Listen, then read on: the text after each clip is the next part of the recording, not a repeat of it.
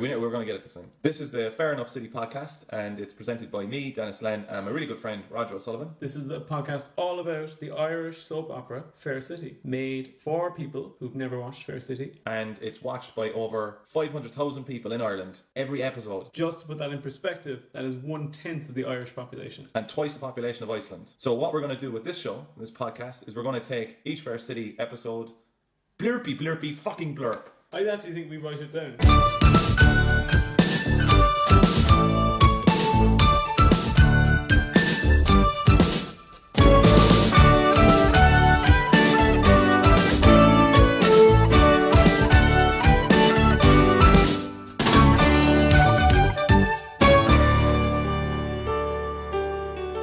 Actually, what are you doing after this podcast today? After this one today? Yeah. I'd say I'm good news for you. Yeah. I'll be getting spicy chippies. Good news for you as well, I'd say. Yeah? Yeah, belly full of spicy chippies after this instead of a disgusting homemade red curry. How did it go last night, actually? Was it good? Oh, it was delicious. Did you make it? We both made it. Yeah. I convinced her to... there were no... Can you believe this? There were no sweet potatoes in Tesco in Wilton. What? None whatsoever. And we couldn't find them. Actually, it was my job to go find them. So I went looking for them, couldn't find them. And then I come up to her and say... Where'd you look from? Fridge? Yeah. Is that where they are? I know. I looked next to the potatoes. And I thought there might be a sweet category next to them. No sweet category. So sour. So I started looking next to the other root vegetables. No sign of them. Eventually Anna says, "You're a fucking idiot. I'll go find them." Do you know that they stock stuff in super value according to their names? So like if you go over to bananas, you get bananas, and then next will be fruit pastilles and juicy fruits, and then like satsumas. What the hell are you talking about? My dad went to a petrol station before, and he, instead of asking if they had any, that's what they're called, aren't they, those oranges? They're called satsumas. Satsumas, yeah. He said, "Do you have any Montezumas?" And the woman laughed. Do you remember when we were trying to get into that petrol station, or we were trying to order from break into that petrol station? We were trying to order from the night hatch, and there was no one there. The night hatch. That sounds like it sounds like a TV show that was on like Sky One. Yeah, like 2:00 in the morning. We were trying to get stuff from the night hatch, and we were standing outside, like, where the hell is the service station attendant? Yeah, I was. This was what time was it? Well, I don't think it was actually that late. I think we thought it was way later. It was half 11. Yeah. Was it in Charleville? Yeah, I think, wasn't it that we were coming back from a gig and we'd made better time than we thought we were going to? But we were also delirious. Yeah. And we came in and I started hammering on that bell because I could see your man down at the fridge, like, and you know, like I'm. Be as nice as I can, like when I'm beep beep beep beep. I was just like, oh Christ, I better ring it again. Like he's not budging. Like rang it again. Then he comes up and he just gestures towards the door as like it's open. Yeah, but with a face of you complete idiots. Yeah, and then we laughed. We laughed it off to pretend we were in on the joke. Yeah, but we were really just idiots. Yeah. Welcome to episode 15. That's 1 in 5. It's amazing to be here.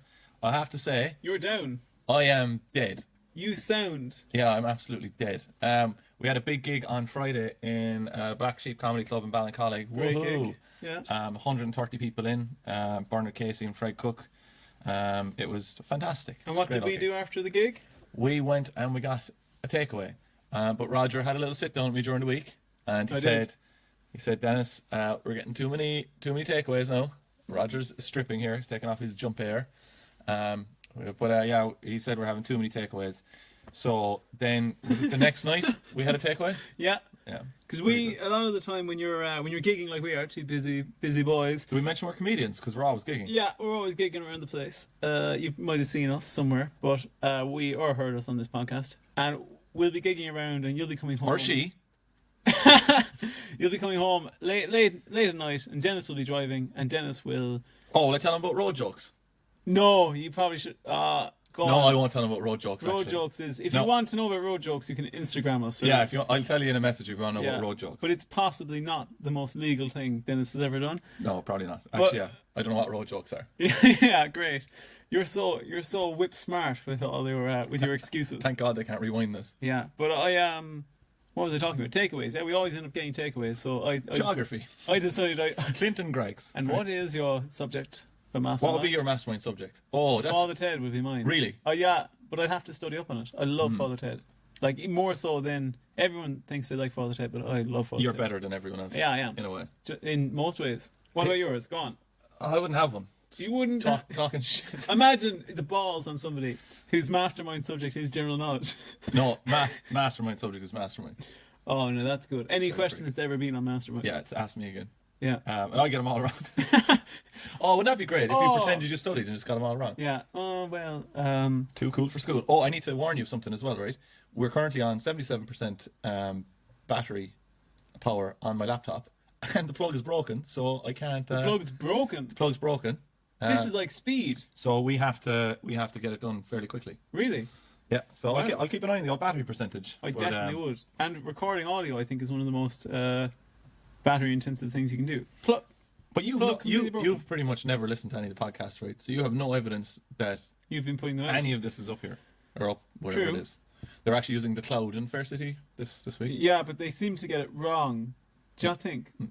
Well, in what way? She said she was using the cloud. Yeah, and she she's needed... like, oh, I need the cloud out here. But she says it as if like, I need the internet to access the cloud. She says it in a way of like, oh, don't you know the internet cloud's out here? Oh, I need to stand like, under the internet cloud. Yeah, it was moving across the Yeah. supermarket. I was going to say something else there and I completely forgot. What were we talking about before that? Fair City. Takeaways. And then- We were talking about takeaways. Oh yeah, you know what I want to do for this episode. Even though I don't know, do I have the energy to do it? But I think what we should do this time around, right, is we should give ourselves only 2 fact checks, right? So you have 2 fact checks each. If you want to call the other person on a fact, Oh, that's good. right? So then you can say, all right, I want to fact check it. Can I tell you an idea I had during the week? We're already doing the naked podcast thing though. Well, yeah, but I have another idea. Actually, when are you going to take your clothes off? Because I'm freezing. Oh, I decided I wouldn't. Bit nippy. There's a reference Clearly. to Tommy's schlong in There in this Fair City I like episode. it, and by extension, Paul's. But Extension. Ooh. Oh, body. Ooh, Can I suit shock you? Go on. I was saying that we should have, this would be good, and we'd have 2 in a year. You would have a Fair child. City. No, I told you we're not doing that. Fair City, we might adopt from China. Fair City, we would have a Fair City get out of jail card where 1 week you can pull it and you can say, I didn't watch any of the episodes. No this week." way. No Yeah, way. imagine that though. The Oh. Jeopardy. The Jeopardy. What of are you it. doing next week that you want that character? No, I wouldn't use it next Red week. Dead Redemption's coming out on Friday. Oh, you it better, is? You better. Any cowboy fans out there? You better buckle up. Or Wow. something like that. That was smooth. Thanks. As our friend Ronan said to us recently, it's great to listen Ron- to the podcast. Raj, you can't be dishing out the shout-outs to people like that. They need to earn them. You're right, actually. I think that we shouldn't give shout-outs to our friends anymore. We should only give shout-outs to our fans. Roger, they're roommates. They're not friends. They count You as barely friends. see them. They count as friends. You just leave notes on the fridge. That's true. I want to say hello. Stock up. I want to say hello to some people though. Oh, go on. I want to say hello to Amy. Hi, Amy. Hello, Amy. Amy was messaging us there during the week, and she says that our Google News feed is destroyed due to her looking up our Fair City podcast. Brilliant. But she is a long-time fan. She's one of the original followers. Really? One of the first followers. One of the original. And I have a little notepad that I track every follower on it. Is that what that is? No, don't look at it. Don't look at it. We a also, weird name. We also got a message in from... well, actually, I said I wouldn't mention his name on the screenshot. Or mention his name, anyway. Who cares? Hey. Why can't I mention his name? He might not want it. Well, I'm going to mention it anyway. Wait, will we just say the first letter? Okay, Tristan. Ah! All right, okay. Tristan was just saying that he caught up with all of our episodes and now he's listening to them as they come out, which is great. Good. That's a good feat. He's listened to more episodes of it than you have. That is true. He's a bigger fan of this podcast than you are. But how many has he been on? 1 now. Yeah, He's one. been mentioned on 1. Probably all the ones going forward. But he was messaging in. I thought this was class. The little insider info. Oh, I actually wasn't even going to read out that bit, and that's the most important part That's of the the message. coolest thing, like. No, he was saying that at the start of each day, because he used to be an extra on Fair City. This Yeah. is inside info, and probably This why I is shouldn't have said his class. name. But surely there was loads of Tristan's extras on Fair City. How many right? Tristans have you met before? Like, this? None before this Yeah. message. All right, yeah, that's problematic. Yeah. That's problematic. Sorry, Tristan, but he said that I'll read it what he says, and then you can interpret it for me. Okay, 'cause okay. I'm not sure what he means because Okay. it sounds way weirder, and I'm probably taking it too literally. He says, "I've been an extra on Fair City a few times, and can reveal that each shooting day starts with a highly contrived shot of all the extras milling about on the street. Also, some items in the Unnamed Shop are about 2 years out of date." Now, I think you revealed that before about the out of date thing. Well- but that first fact Wait, does he mean like that they just get them to walk around and do like stock? I'm going to go in reverse order. The unnamed Here, shop thing. hold on, man. Hey, The audience aren't ready for this. the unnamed shop thing. That's clearly a man who's learned that through experience. Do you think he was in there trying to eat them? He's picked up a pack of bolsters or something. You know what though? It's probably a safety measure for that unnamed shop because the extras have been inside there eating stuff all the time. Yeah. I'd be in there eating stuff. Do you see him robbing bread? Like not the extras, but the main actors. Yeah. Oh yeah, definitely. They never go in there and get like odd stuff. They Some go of them- they go in and get stuff they're taking home. Some of them live off it. We've noticed two things before. One is we think that this is actually that the unnamed shop is just part of the shift rotation for Dublin workers of that unnamed shop chain. Number two, we do think that some of the some of the characters do their full shops in the unnamed shop. As we said, is insane because Insanity. it costs you so much money. Don't do it. But I'm not joking. I had a nightmare about it the other night because I mentioned on a podcast like the last time. I've been having some horrendous stress dreams, which I like to call deep sleeps. But it's just because I'm so tired and stressed. But and I wake up in the morning and I go and I feel great. But I had a dream that I saw someone getting a trolley full of full of stuff out in Centra in the petrol station, and I stopped them and I just said, "Do you want to do this?" Like, do you know that there's... and then you're one admonished me and she's like, "Get out of my way! I know what I'm doing." You don't know me. Yeah. It's like when you see people do shops in Marks and Spencer's, and you're just like, it's worse than the other shops, but more expensive, and the packaging is just nicer. The other... Marks and Spencer thing I don't get. No, That is so expensive. And the food is... Come on, no, Rod. Oh, come on. You've just got us the biggest legal case in the world. Are you serious? Yeah. I can't say that. I don't think so, no. Oh, what? Is this Soviet Russia, is it? Probably, Well, yeah. I wish it was. That would be great. The way your one was buying stuff out there, anyway, it wasn't, because there would have been no food Yeah. there. But I want to comment on his other thing. Well, get on with it, so it's taking you 5 minutes. That milling about. Here, you have to stop roaring. I can see the sound waves. Here, it's the only way I get on this damn podcast is when I roar. Just roaring. Yeah, you edit out my roars anyway, I know you do. And then you listen to them at night while you're trying to induce stress dreams. His other comment, Tristan, I do think that is probably what they do is they just do a load of stock footage of extras doing stuff. And that'll do them for a few weeks then. to get the most out of them. Yeah. Just Did you see the handiwork they were doing this week? If someone knows this, there's probably someone from Fair City who's listening now anyway. Actually, Do you think so? Yeah. Do you know what I got into my head today? And it What? worried me something horrendously. In a few years' time, it'll come out from someone in Fair City that they were listening to this podcast and that they started steering the story towards things we were saying to like tie up, loopholes and whatever. And eventually, in a few months, when we're doing this and we're completely after breaking down, there'll be nothing to talk about because it'll be all like sealed up and just They will have perfected it. Yeah, they would have fixed everything and it'll basically just be a show for us. Can I tell you something that I would be more... Oh, I want to tease something first. I think next week's Ooh, episode... Buy me dinner first. Go on. Oh, Jesus Christ. Next week's episode... I'm getting sick of you now. Next week's episode... I'm sick of you as well. Thanks. Talking shite for the whole podcast. Next week's episode, there's going to be a very, very special event. Oh, Roger, you've been jumping ahead again? A little spooky event.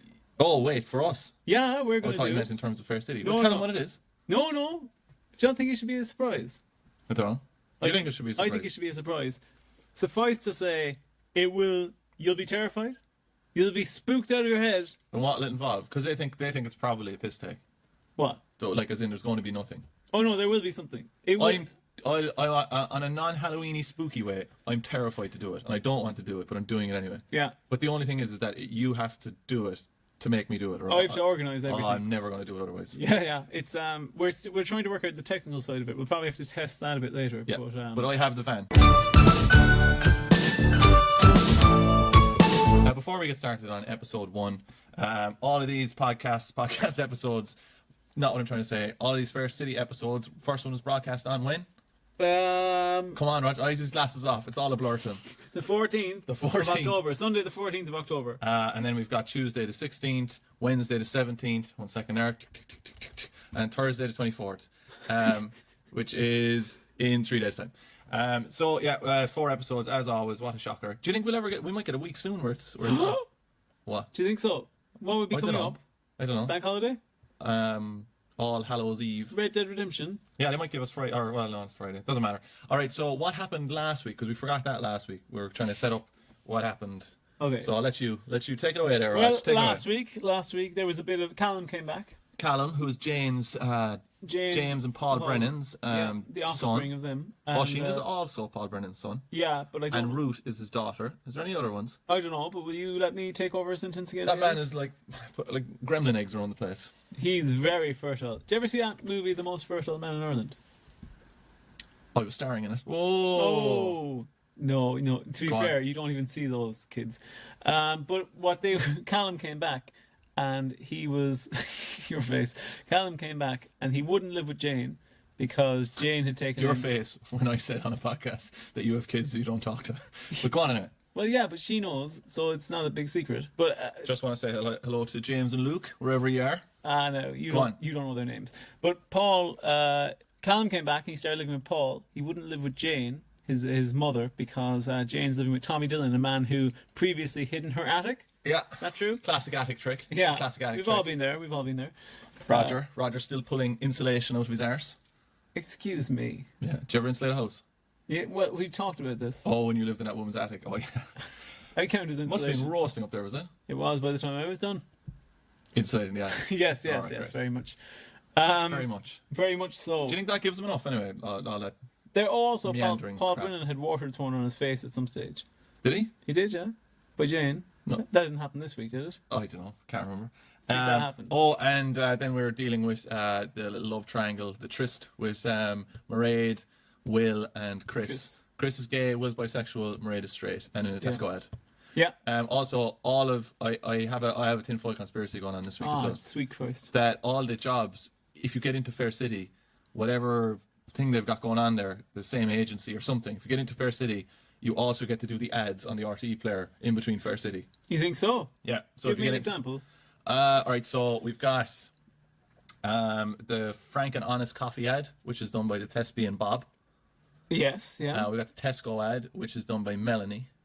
We've got the McDonald's ad with Father Bertie. No, what's his name? Something like Mr. Dreamy or something like that, which is the estate agent. Oh, Gavin. Yeah. Yeah. So yeah, it goes on and on Wow. in a list of 3. All right, so this is episode 1. Yeah. They head up to Roger, get on your space hopper. Boing, boing, Take boing, off all boing, your clothes, bounce up the motorway up to Dublin, Oh, it's bust in through the doors, blow someone off a chair with the space hopper, and get on their computer and read the description. Look at it dangling. Phoebe is determined to uncover the truth as her suspicions about Will return. Elsewhere, Melanie and Alex put on a brave face, and Jane pulls out all the stops to prise Callan away from Paul. And as we were saying last week, we've changed the format a little bit now. So one of us takes the lead on each episode, every second episode. So this is Roger's one, so strap yourselves in. Come on. Wait, what does that mean? It's going to be a wild ride. You don't think I'm going to have detailed and concise notes? What? That's what I just said. I said it's going to be great. You suggested it was going to be terrible. Fine. Scene 1. We're outside. I'll have to stop you there. Ah! Alex is in this scene, isn't he? Yeah. As I'm just reading from your notes. Alex, no joke, right? He is going to be a huge actor. I'll put bets on it that he's going to be a huge actor. Do you think he's pretty good? No, I think he's excellent. I think he's excellent. Well, I'll say now. Well, what age do you reckon Alex is? 16? Don't know. I wouldn't have an eye for it. Wouldn't What age do you think you know? 16? Did you say 16? I guess he was 16. He's meant to be 16 in this. Yeah. Grand. Yeah. I'm just saying that he is going to. I'd say he's probably going to be. What's your point? My point was going to be he's a you were 16-year-old. You were making a point. He's a 16-year-old. He's been given a very tough acting role. Right. And he's doing it quite well. Exact same fucking thing I just said, and you made it out like you were going to have this Eureka moment again. And hand dryers do cause more germs than paper towels. But go on anyway. We weren't talking about paper towels. I don't know where that came from. We weren't talking about paper towels. Hey! What? 2 fact checks. Remember that? That was from last week. I didn't call it. You. Watch out, mister. Come on, will you? Scene 1. Do you want me to do it? You couldn't hold your own piss. In what? In my hands. In your bladder. Oh, God. Do you remember you were telling me that before? That you had to piss into your hands. You thought you had to do that first and then throw it into the toilet. You said you'd never bring that up. Jay, your toilet is crazy out there, isn't it? What's wrong with it now? The basin of the toilet is so high up, it's like waist level. And in the sink, you have to flush to wash your hands in the sink. Oh, I think we need to have a chat in the break. Scene 1, Alex and Melanie are outside walking around, as they are in every single episode of Fair City ever. Is your most hated character in Fair City the street? Oh my god. You hate the street. I just hate that every episode has to start outside. Where would you start it though? If you like, in an honest, like what? What do you think is there? Is it to show that things are moving? Here's the way I'd start at least one episode.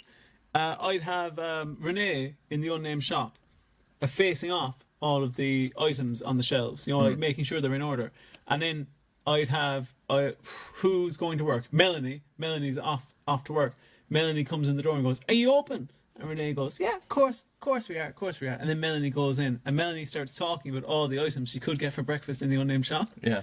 And it's just like a big advert. Oh, that's brilliant. That's the way I'd do it. That'd be The way pretty I'd good. probably do it, just to set the mood of the episode and give them a good shock on a Sunday, like, say this is going to be some week. Oh, you are a man for shocks. Renee would be stacking the shelves in the Unnamed supermarket, Oh, right? don't go sexual. Getting the brands in, right? And she'd take out a square thing of Barry's tea, and you could see through the shelf then on the other side, and it would just be a man's member on the other side, and she'd scream and go, "Ah!" And then a man would run out of the shop in a like a cloak thing, one of those yokes you have, and then he'd run out, and someone would scream outside, "It's Roger!" And then for the whole episode, they'd be trying to find out who it was. And would the Benny Hill music play? Yeah. Or would it be more? What is the Benny Hills?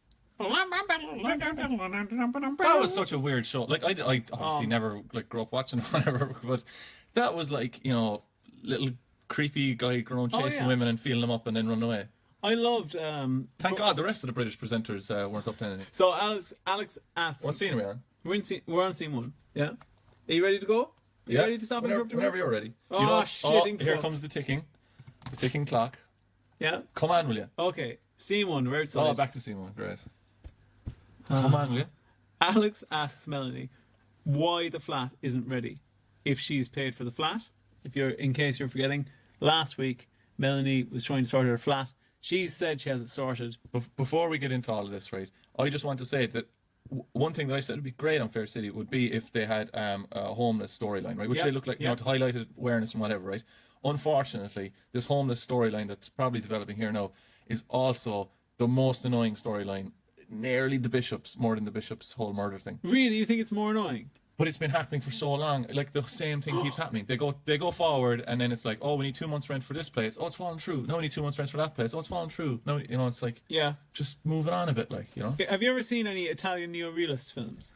I don't know what that is, so name one of them, and then... The Bicycle Thieves. I actually haven't seen that, but I know it. Yeah, so does that count? Yeah, that counts. But all these movies are in post-war Italy.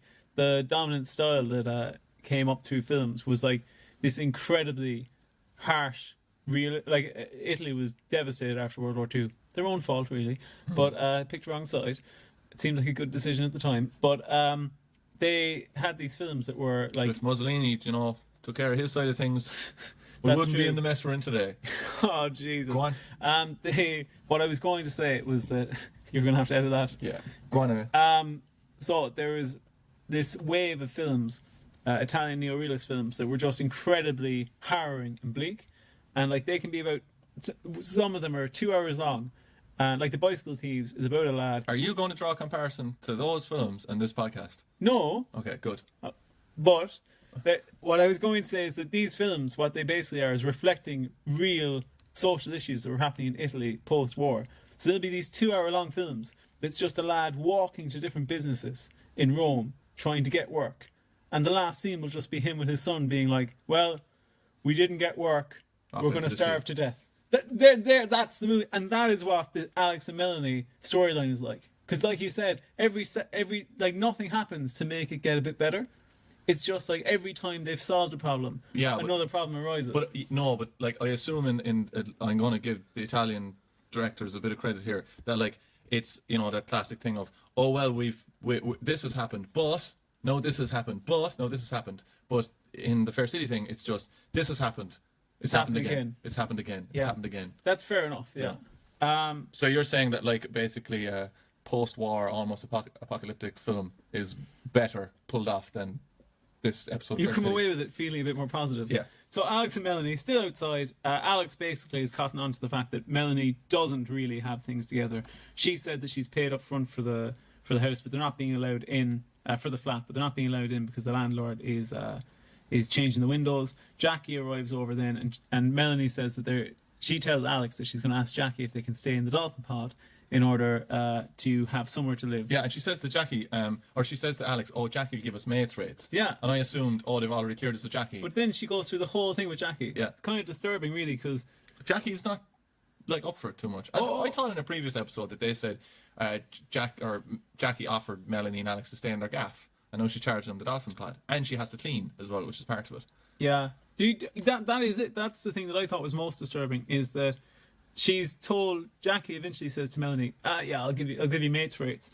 But then Melanie also says, oh, and I'll work for free. Basically, you know, I'll be a slave. Yeah, slave labor, like. And Jackie goes, yeah, sure, go on. Yeah, go on, try the slavery as Yeah, well. and then Alex goes, I have to say, the character of Alex is fucking phenomenal in terms of what he's willing to do. Like, what he's willing to step up. And Alex just goes, I'll work as well. Two best characters in Fair City?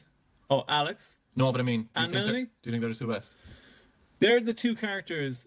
Actually, I'll say this. They're the only two characters. Six. What? Sorry, oh, go. with stakes, yeah. But they're also the only two characters that if you were to take them out of Fair City and put them in the real world, they could survive. Everyone else would just fumble around and die and go, wait, what? Who would be the least equipped to live in the real world? Bob. Bob? Why? Why? Bob has never worked a day in his life. Man, you have got some social chip on your shoulder with Bob, just because. I love Bob, but I don't want him to have to see the hardships of the world. What about you? Who do you think? Oh, no, sorry. Oisin Brennan. Oisin Brennan, do you think? Yeah. No, I think he's coy as well. Like, I think You he think can get so? on with it. Okay, who? Go on. Oh, I would say. Give me a second, Erno. Give me a second. Just going. You're just thinking of characters. Yeah, of course, I can't think of any characters. You can't think of anyone off the top of your head? I would say, probably Shane Deegan. Who's that? That sounds like a Fair City character. No, you're getting it mixed up. I'll see who Shane Deegan is if he's a guy. No, isn't it Steve Deegan? Oh no, I was just making it up. I don't know who. Oh it is. yeah. Go on, get on. John Deegan. Let's get on with this. Okay, so basically, Melanie or Jackie asks Melanie, "Is everything really okay?" And Melanie again says yes, because Melanie can't accept help. I want to know why she can't. And once Jackie leaves, Alex says to Melanie, "Oh yeah, by the way, Alex has said he'll work as well." And Melanie tells him flat out, "No way, you are not working. I'm It's just not one doing of us this." being a slave. Yeah, you're Certainly not you. Do you know what it was like? It was like in the Phantom Menace when in the pod racing scene where.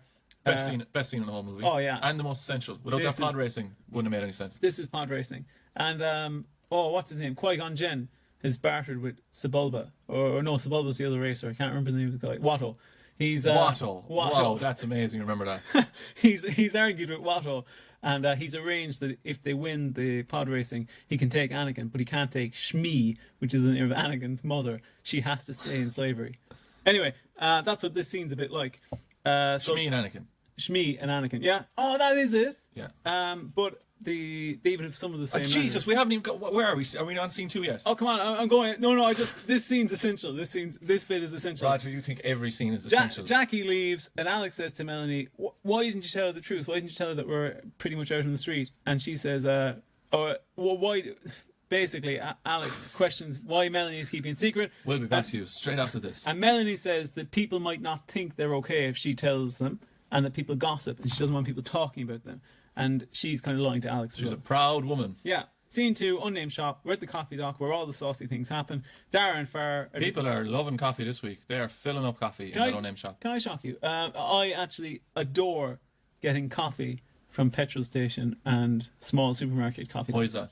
To make you feel like you're in America. I like the machine. Yeah? Yeah, and the coffee is usually I do not want great. to just credit Alan Partridge as well, because we do throw in a lot of Alan Partridge lines. Well, yeah, we do. Can I shock you? Can I shock you is definitely. It's all Alan P. But you know the biggest, well, we do know this, that the biggest Alan Partridge ripoff ever is Jeremy Clarkson's famous and on that bombshell. Oh yeah, we were talking about that. Yeah. In a podcast not so long ago. He just robbed When we were only podcast babies, so we were. Oh, podcast And battles. look at us now, 15 episodes in, 2 scenes in, half an hour gone in the podcast. Very good, very good. Absolutely no way of finishing this on time. So, Coffee Doc, Dara and Farr are discussing their second fake date, and they're going to see an indie band play. They decide how they're going to fake their breakup thing. Sharon and Renee watch from the counter. Sharon says they're very matey. She kind of picks up on the fact that they're not really sparking off each other. And Renee says that Farrah has that effect on people, thinking it's a good thing. Eventually, Renee and Sharon, or the two mothers, they are at loggerheads again. Yeah, I don't... And they start fighting or whatever, right? And it's like, oh, you're wrong, and, you're wrong, blah, blah.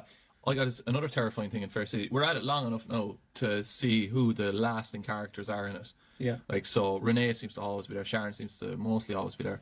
And so, like, it's a terrifying thought into my head. What if they just start, recycling the stories? You know, so a conflict has to happen between Sharon and Renee, and then it just comes around 15 weeks later, and that's what happens all the time. Do you want to know something? Well, that is what's going to happen. But do you want to know something that's crazy? Is Sharon and all the Collins family, they're actually relatively new. And they only, I think they were only on it a few months before we started podcasting. Wow. But we immediately gelled onto them and liked them. Gelled onto them. I Yeah. don't think that's the expression. We immediately How did you get on, fused how did with you get on your them. date I last gelled night? on with Oh, them. we gelled on. We to each gelled other. on. Yeah. Really? Did you use protection? Dean is also Wet look. getting coffee. Wet look. Dean is also getting... Oh, did I tell you I was getting a haircut the other day? No, Right? you didn't. I was getting Please tell me about getting it. a haircut the other day, and they always ask me at the end of the haircut, how do you style your hair? And to be honest, if you give them the answer, I don't, they kind of look at you as if you're disturbed or How something. would you answer it anyway? Triangle. Triangle? Well, I tried to fake my way through it once, and she goes, "How do you style your hair?" I went, up. And then she goes, "Oh, okay." Young Stalin? Yeah, Young Stalin, please. And I say, which is my sitcom that I'm trying to write. And I say, up. And she goes, "Oh, great. Dry or wet?" And I didn't know what either of these meant, so I said, wet. You just said, oh, pardon. I just... Do you know that there was a woman in the UK? You end my story. Go on. Well, how was that going to end other than a woman saying wet and you laughing? No, what happens is she said dry or wet, and I just guessed. I just picked one, and I said wet, and she goes, "No, you'd never do up wet." And I went, "Well, why did you give me two options then?" Why? What a hair idiot. You are not her. Right? Oops. Anyway, I just mocked all hairdressers by accident when I was trying to slag Roger. There was this woman over in the UK. Are you okay? No, there was this woman. Well, we're on scene 3, Raj, so you've made a complete balls of your one anyway. Excuse me. There was a woman over in the UK. We're not even on scene 3. And she sued the hairdressers that she was working in because she got little tiny hairs into her boobs from accidentally pushing or purposely pushing up against men's heads, and she got little hairs into her boobs, and then had to have them removed or had some pain from whatever, and sued the old hairdressers. Well, Dean is getting coffee. Will comes up to him on crutches, telling him that he's sourcing another room. Chris comes up as Will's leaving and asks Dean what's up. Dean tells Chris that Turkish man massaged my head once, and he was like, "Do you like that? Do you like that?" And I was like, "Yeah, it's grand. That's fine. Stop rubbing my head." And then he said to me, because I have psoriasis on my just up on my forehead, right? Jeez, you're really dishing them out now. Dishing out what? Your secrets. The secrets, anyway. Yeah. So he said to me, "What do you do for the psoriasis or whatever?" And I said, "Oh, I just treat it with this stuff or whatever." And he goes, "This is what you'll do. You'll go to Turkey. And you'll dip your head in some water and you'll let fish eat it." So I was like, "I won't do that." Thank you for the suggestion. Thank but you I so think much. I'll be okay. Scene 3, Jane's house. Callan comes in with Chinese food for Sunday lunch. Chicken chow mein. Have you ever had chicken chow mein? What did you say? Chicken chow mein. Oh, okay. Have you ever had I thought chicken you chow rapidly mein? pronounced that there. I did. I said chicken chow mein. Oh, okay. Great. Have you ever had chicken chow mein? I've never had chicken chow mein. I don't think. I'd never. Unless I had it in one of those rich people's houses where they go, "We get Chinese guys," and then they order 17 dishes, and you're like, "How does this happen?" I despise. You know when people say, "Oh, Man, the list of things you despise must be a scroll. when you're like that, when you're with other people and they go, "Oh, we'll order Chinese, but we'll just order loads of different things, and then we'll And a few dips. and we'll split them up." No, we won't. I'll order what I want. You order whatever you want, and if you dare to ask me for something Wait a on my minute. plate, Wait a minute. No. Right? what? Red's under the bed, Roger, right? Are you saying that you don't like when you share out everything with everyone in a very fair way? It's not fair. That's why you see. I equate that to the mismanagement of the collectivization of farming that led to the famine in early Soviet Union times, and that's No what one else's fault, though. that's what that Chinese food is like. All right, okay. So what you're saying is you'd like to be in control of the food, just like someone else. No, I think we all should be in control of our own food. But you should just direct people on how it's kind of divvied out. I happen to be correct, and you can take from that what you will. So Callan makes. I had vegetable chow mein yesterday for the first time ever. Nice. Callan makes sure that Tommy isn't around, and Jane says that there's nothing wrong with Tommy anymore, but also clarify that they're not seeing each other. And then Tommy does arrive. And can I take this bit? Go on. Tommy comes in and Callum goes, "Well, I'm out of here. Okay, I'm Yeah. not going to stick around with this weirdo. I love this bit. I'm out of here, ma'am, and you can let Tommy eat my chow mein." Yeah. Right? Tommy, being a vintage actor on Fair City, a veteran, he takes a bite of it straight away. Oh, he's straight like down it's there. it's you can almost see the director coming in, like you can hear him going, God. and Tommy's there, nom nom nom nom nom. And There he goes goes, Tommy. There, Tommy. I don't care if a mass murderer walked into the house. There's no way I'm leaving Chinese behind me. Yeah. Not a hope. Not a hope. Would you eat somebody else's Chinese if they were half eating it? It's too mushy, isn't it? If they edit out of the box, like, which I thought was weird as well. They didn't use plates. That's true. Yeah. Do you eat Chinese straight out of the box? No, I'll put it on a plate. Yeah, I do too. But no, I couldn't. Chinese in the morning is much nicer. I think I'll take a chip from somebody if they're offering me a chip. Mm-hmm. Take a chip. But sometimes you'll see lads be like, "Oh, do you want to bite my burger there?" And I actually have to leave. Sick. That's disgusting. Like Sick. you might as well. Do you ever see might that- as well share brides. But sure, did you see those lads sometimes like, do you want to lick my burger? It's like, no, like I'll take a bite of it if anything, but I'm not going to lick the side of it. Like, But you love that. no, I don't. You licked my burger the other day. That was more a sausage roll. But scene 4, we're in the Unnamed Shop. Chris A runs mini in- sausage roll. No. Go on. One of the big ones. One of the bumper ones. One of the ones that's so big you go, that's definitely above average, whatever it An is. Iceland cocktail sausage. Go on. Excuse me. And not the country. You're projecting. I Is love that where you Iceland. actually went on holidays? You just went to the supermarket? Where did you think to I went? Carrickatona supermarket. Where did you think I went? You kept on about the country What? No, I went to Iceland, the shop. And for a week. For a week. And if you stay there after dark, they actually have like a kind of Northern Lights effect. Because some of the lighting Emergency is still lighting. on. Yeah. So we're in the Unnamed Shop. You're going to have to skip on after this. Really? Is Yeah. that bad? Yeah, it's horrendous. Okay, right. Well, will I... And the time is pretty long too. Okay, well, Hey, come on. Stop making me do those jokes. Don't give me openings for those terrible jokes anymore. you're awful. Come on, will you? Fine. There's one quote here I want to get on with. Right. I want to get on with it. Stop arguing with yourself. Chris, Phoebe, Mairead, right, they're all having a bit of a, oh no, my dad's gay. Mairead doesn't like it, blah, blah, blah. Then everyone leaves, except for Mairead. She's at the coffee dock. Sharon comes over. Never talked to Mairead, ever. I don't think she's ever talked to Will. And she comes over. And she's quite nice about it, She is. I think. But she's a bit like somebody from a Wonga.com ad. Because she just slides in and just says to Mairead. Wonga got sued to the hilt. It They did, closed down. Yeah, well, they deserved it. But she slides in and says, "Oh, Will was a nice lad. Sometimes life's not fair." She said, like, that is definitely one of Good those line. ads. Good line, though. And in Mairead, she flips out and she goes, "Do you like seeing families ripped apart, do you? Because I'm not really in the mood to talk about my gay, bisexual, whatever husband. Oh, and my daughter doesn't know." That's the episode title for me. Brilliant. So what we're going to do now, because we're in a bit of a rush, we're going to go down through the scenes and just tell you where they take place and who's there, and you can stop me at a scene you want to hear about. Okay. You up for that? Okay, scene 5. Stop. Okay, so do you want me to It's read? up to you. I don't know how to play this game. I hate You, it. you fucking. Oh, come on. I just Let me do my episode. Your episode shit. Scene 5, we're outside. Melanie and Alex. It's like waiting in line for an old woman buying scratch cards. Melanie and Alex. I'll have number 4. Melanie and Alex, all depressed. I'll have one They're on gravy the streets. They're on the streets. Jackie greets them into You're the laughing out the dolphin window with a pod. fat turkey. Scene Going, boy, 6. boy. Station house. Renee is there getting sparkling water. Sharon arrives in. You Sharon didn't take said that. she Did you just take put that her note? foot- Yeah. That someone got sparkling water. Yeah. Sharon, Did you think that was going to be the piece where your episode was just blown wide open? Well, at that stage, I was thinking maybe this might be maybe This isn't science. Like. maybe Renee gets sparkling water might be a substitute title for my gay, bisexual, whatever husband. Did you like Signs, the movie? I did until you saw the aliens, but that's what. Oh, most that people was my say. favourite bit. No. That. But it's the very, very end. Because do you know the bit, Oh, do you know right, the bit okay, where yeah. they're arriving and like they're The birthday in all the video is footage? one of the best jumps ever.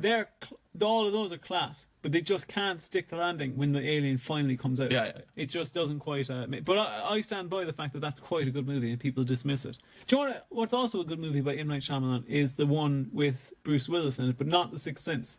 Do you know the one where he's Unbreakable. Unbreakable, yeah. People hate that movie, but I actually think it's quite a.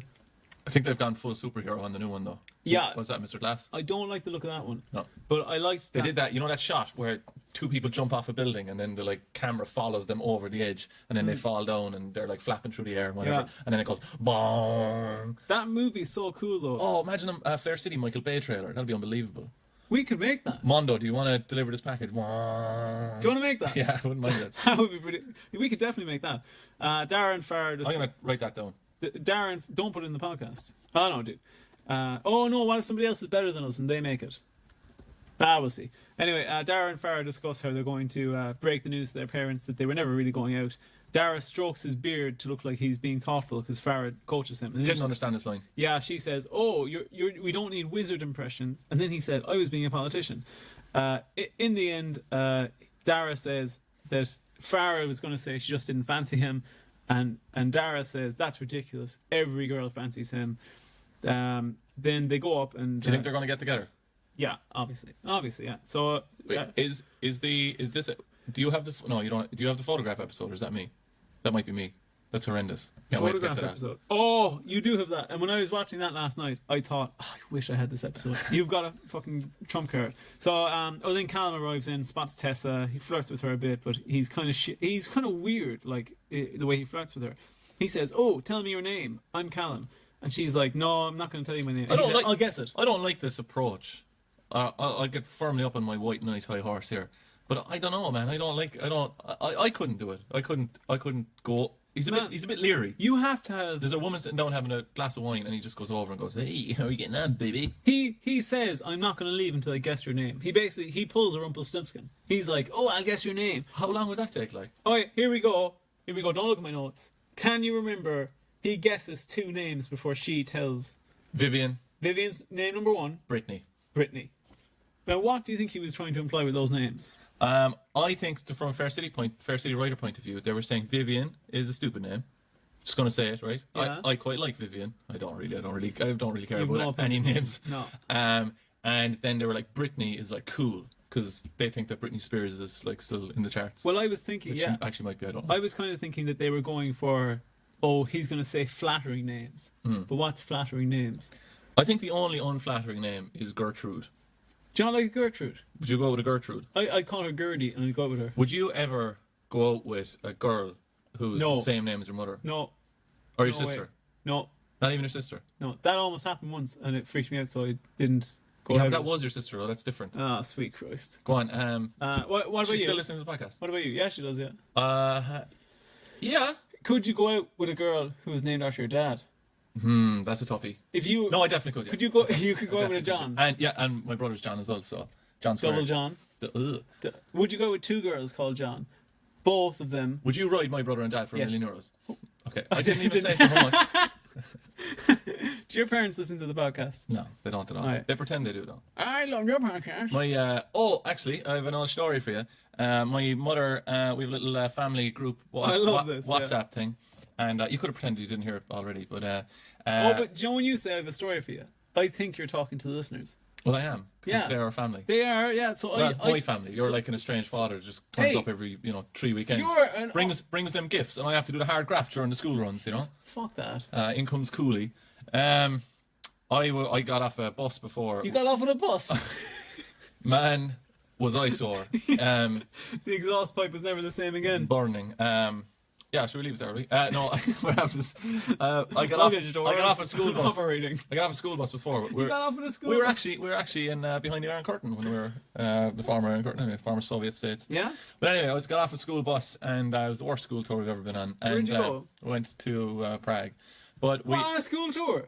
yeah, Did you go to some rich school? no, not at all. We it subsidised? the place we stayed in, all that they had for dinner was black eggs. That's totally true. That's all we had. It was Do you know- horrendous. What year were you in? 40 or something. With secondary It was school, it was so unbelievably inexpensive, but it was Really? terrible. Do you know where Some lad bought a bottle of vodka and hash then as well and drank it. a bottle of vodka and hash? Yeah, I swear to God. Is that the food item or the drug? The drug. The drug. It Yeah. would be good if it was a food item though. And he drank it all. Hash browns. I think there was a bowling alley in the hotel as well, but it was like one of those What? brutalism, communist like towers that we were staying in. I think I reckon that you weren't. It wasn't a bowling alley. That there was just something wrong with the building, and they were playing it off as a bowling alley. It's probably just a stress stream. But where was it going? But I got off a bus and there was a You teacher. got off on a bus. Was I sort of the groundhog joke? But we were. I got off the bus You and, got off on a bus. and there was a teacher on it. And she was a total tilth. fucker. And She was a I total got off. tilth. And you know what she said to the bus? Everyone on the bus. Do you know what she said? She goes, "Oh, look at him, huh? Cool George." That's not your name at all. No, it's not even close to my name. But she thought that I was being cool, but basically I really need to go to the bathroom, so I didn't have time to run on my jacket, and it was just inside. And she noticed, oh, cool, George. And I came back in, and my friend was crying, laughing. And I was like, oh, what's up? And he was like, you have a new name. Oh, for fuck's sake. You pissed Come on, hurry up. on the bus as well, didn't you? Piss on this now and get Scene through it. 7, Dean's house. Phoebe comes to visit Will. She asks him for a glass of water and biscuits, even though he is barely walking. You're going to be cut off. She then pulls a Nancy Drew and looks through Will's wallet to find clues. She first finds a picture of herself and she smiles, delighted. Everything's okay. Yeah. This is her dad's wallet. Then she finds... Oh, also, I've noted here that Chris has been going out with Will for probably half a year. He's never once seen a picture of a teenage girl in Chris's wallet and thought maybe I'll ask who that is. Oh, that's very good, yeah. Thank you. And then good to get a bit of positive encouragement. Yeah. Then she finds like a comical like photograph of perfect proof that her father is gay. A photograph of him in action kissing Cristiano in a way that you could never ever get a picture of. Like as if like there anything else. It's just a photo in a kissing booth, isn't it? Well, I was thinking that, but it's printed out Wait, on full. that's not a kissing booth. Kissing booth is completely different. It's printed out. That's like something at a fair, isn't it? But it was printed out on a full size. A4. Yeah, she has to fold it out. It's A3, Yeah. A3 size. And on the back of it, it says, Dad's gay. Yeah. What? No, it's actually just written in small writing. Don't show Mairead secret evidence. She won't like it. Yeah. And then she obviously doesn't take too well to this. Will walks in and finds her. She starts crying. Ad break. We're right back in. You're a gay man, Dad. Will tries to cover for it. I love this line. He says, "We were joking around. Chris is gay. That's what he's like." That's a really funny line. But in fairness, gay lads, what are they like? What are they like? That is such a funny line, as if like Will's just going, "Oh no, I was just giving it a go. Like I was just doing what he likes." I was just having a laugh, Chris style. Yeah. He just eventually reveals to her, yeah, he has been lying. Absolutely cracking line by Phoebe here. Oh, go on. Do you have it? Will I tell you or? Yeah. No, I You don't go. know it. I don't know it. Oh, you don't know it. She has, "Will I tell you why you did it? Because you're gay." That's what she says to Will. Bombshell. Yeah. She then buzzes her mother up. She arrives in. Phoebe runs out, and Mairead goes, "Oh, here we go." And she says, "You knew as well," to Mairead. And Mairead says, "I've only known since your dad came out of the coma." A little bit of a joke she almost does there. I wouldn't really mind if my dad came out as gay now. He's like, I don't know, 60 something. If he came out as gay now, I really wouldn't care. But it's just the admin behind it. Oh, telling people. No, just everything involved in it. Like, could you imagine trying to sort all that out? I've only met your dad once, right? But I Careful now. No, but I'd say the same about my own dad, right? I'd love if he came out as gay, and they're both old enough that They get with each other. No. What is wrong with No. you, like? I'll tell you a story. Can I tell you a story with that? Go He on. told me this recently, right? So he went. Gee, we're shite at timekeeping. I know you're gonna have to go over like What's 10 your scenes. battery? Right? Like, oh shit! 51%. We'll have to motor on, but it's going to line up with the show, with the running time. Yeah. Anyway, Okay. my dad went in for a minor enough operation in hospital recently, right? And he's terrified of doctors and like hospitals and all that kind of stuff, right? So anyway, he went in. Here, I'm terrified of a doctor. She's my bloody girlfriend. Oh yeah, it's gas, mate. So my dad went in anyway, and your girlfriend came in and got off with him. Can you believe that? Again? I know, yeah. I told her the last time he was gay. But so he went this operation, whatever, and he came out afterwards, and he went into the bathroom. He only told me this other day because he said, well, I'll tell you, but he went into the bathroom, and he's sitting down on the toilet, and he's feeling a bit faint, and he's like, oh, I'll be fine, like whatever. And he has where you get the Contrast. where you get like injections or whatever, right? And he can't look at blood or he'd faint, like, and he sees a tiny piece of blood on his arm. And he's like, oh, God, I'm starting to feel a bit faint now. And he's after an operation, whatever. So then all the fear, he said, just went away. Like all the faintness and the worry and the stress about, this blood on his arm and feeling kind of crap all went away. And then he said, Jesus, the toilet's after moving. Like, it's not in the right place at all. Like, and he's like, he's like, my head is like a bit sore as well. Like, and he looks and he's now lying on the floor. And he said he couldn't remember what he was worried about until and he was like, what was I worried about? And so he's after fainting inside the bathroom. So he comes out and he tells another old lad that's sitting there, and he goes, Jesus, like just after fainting inside there. And your man like says to him, whatever you do, don't tell them that, or you'll never get out. And he didn't tell anyone. Jesus. He only told me the other day. Fuck. Here, imagine if he didn't tell you and he just, well. Go on, say it. You come out as gay. Yeah. I actually fainted once while going to the toilet. Oh, brilliant. Yeah. You're my dad, so that's what you're trying to say. No, I was, well, yeah, I'm in a way, but I do neglect you. But I was going to the toilet and I felt that What kind of toilet? At the number turd? one. No. Oh. And I felt that I was starting to faint. So in my parents' house, I was about 18 or maybe 17, and I was like, oh shit, I'm fainting. I need to finish this before I faint, or the whole toilet will be a write-off. So I'm just barely finishing, and then I'm just at the point where it's okay to faint now. And I wake up, and I've fainted into a clothes horse, and I'm tangled into a clothes horse. No. Oh, no. I completed the stream. Oh. Completed the stream. Directly into your mouth. Yeah, which is where I was aiming. I completed the stream in one of those high waist level basins for the toilet. But I woke up in the clothes horse, and I had about a second of I got away with it, and then I was like, I'm mangled. I'm almost dead. It's like a bear trap. Scene 9. That poor horse. Scene 9. Oh, yeah, we'll just go. You're going to have to skip on a few, like even more. Even more than scene 9. Keep going. We need scene 9. We need scene 9, man. You're really you need to finish up in 5 minutes. Okay. Well, I rush through them. We'll go on a few. Scene 10, we're in McCoy's. Sharon comes in, confronts Dara about him and Farah breaking up. She saw through the act. She knows that he'd no interest in her. He just wanted a few free nights.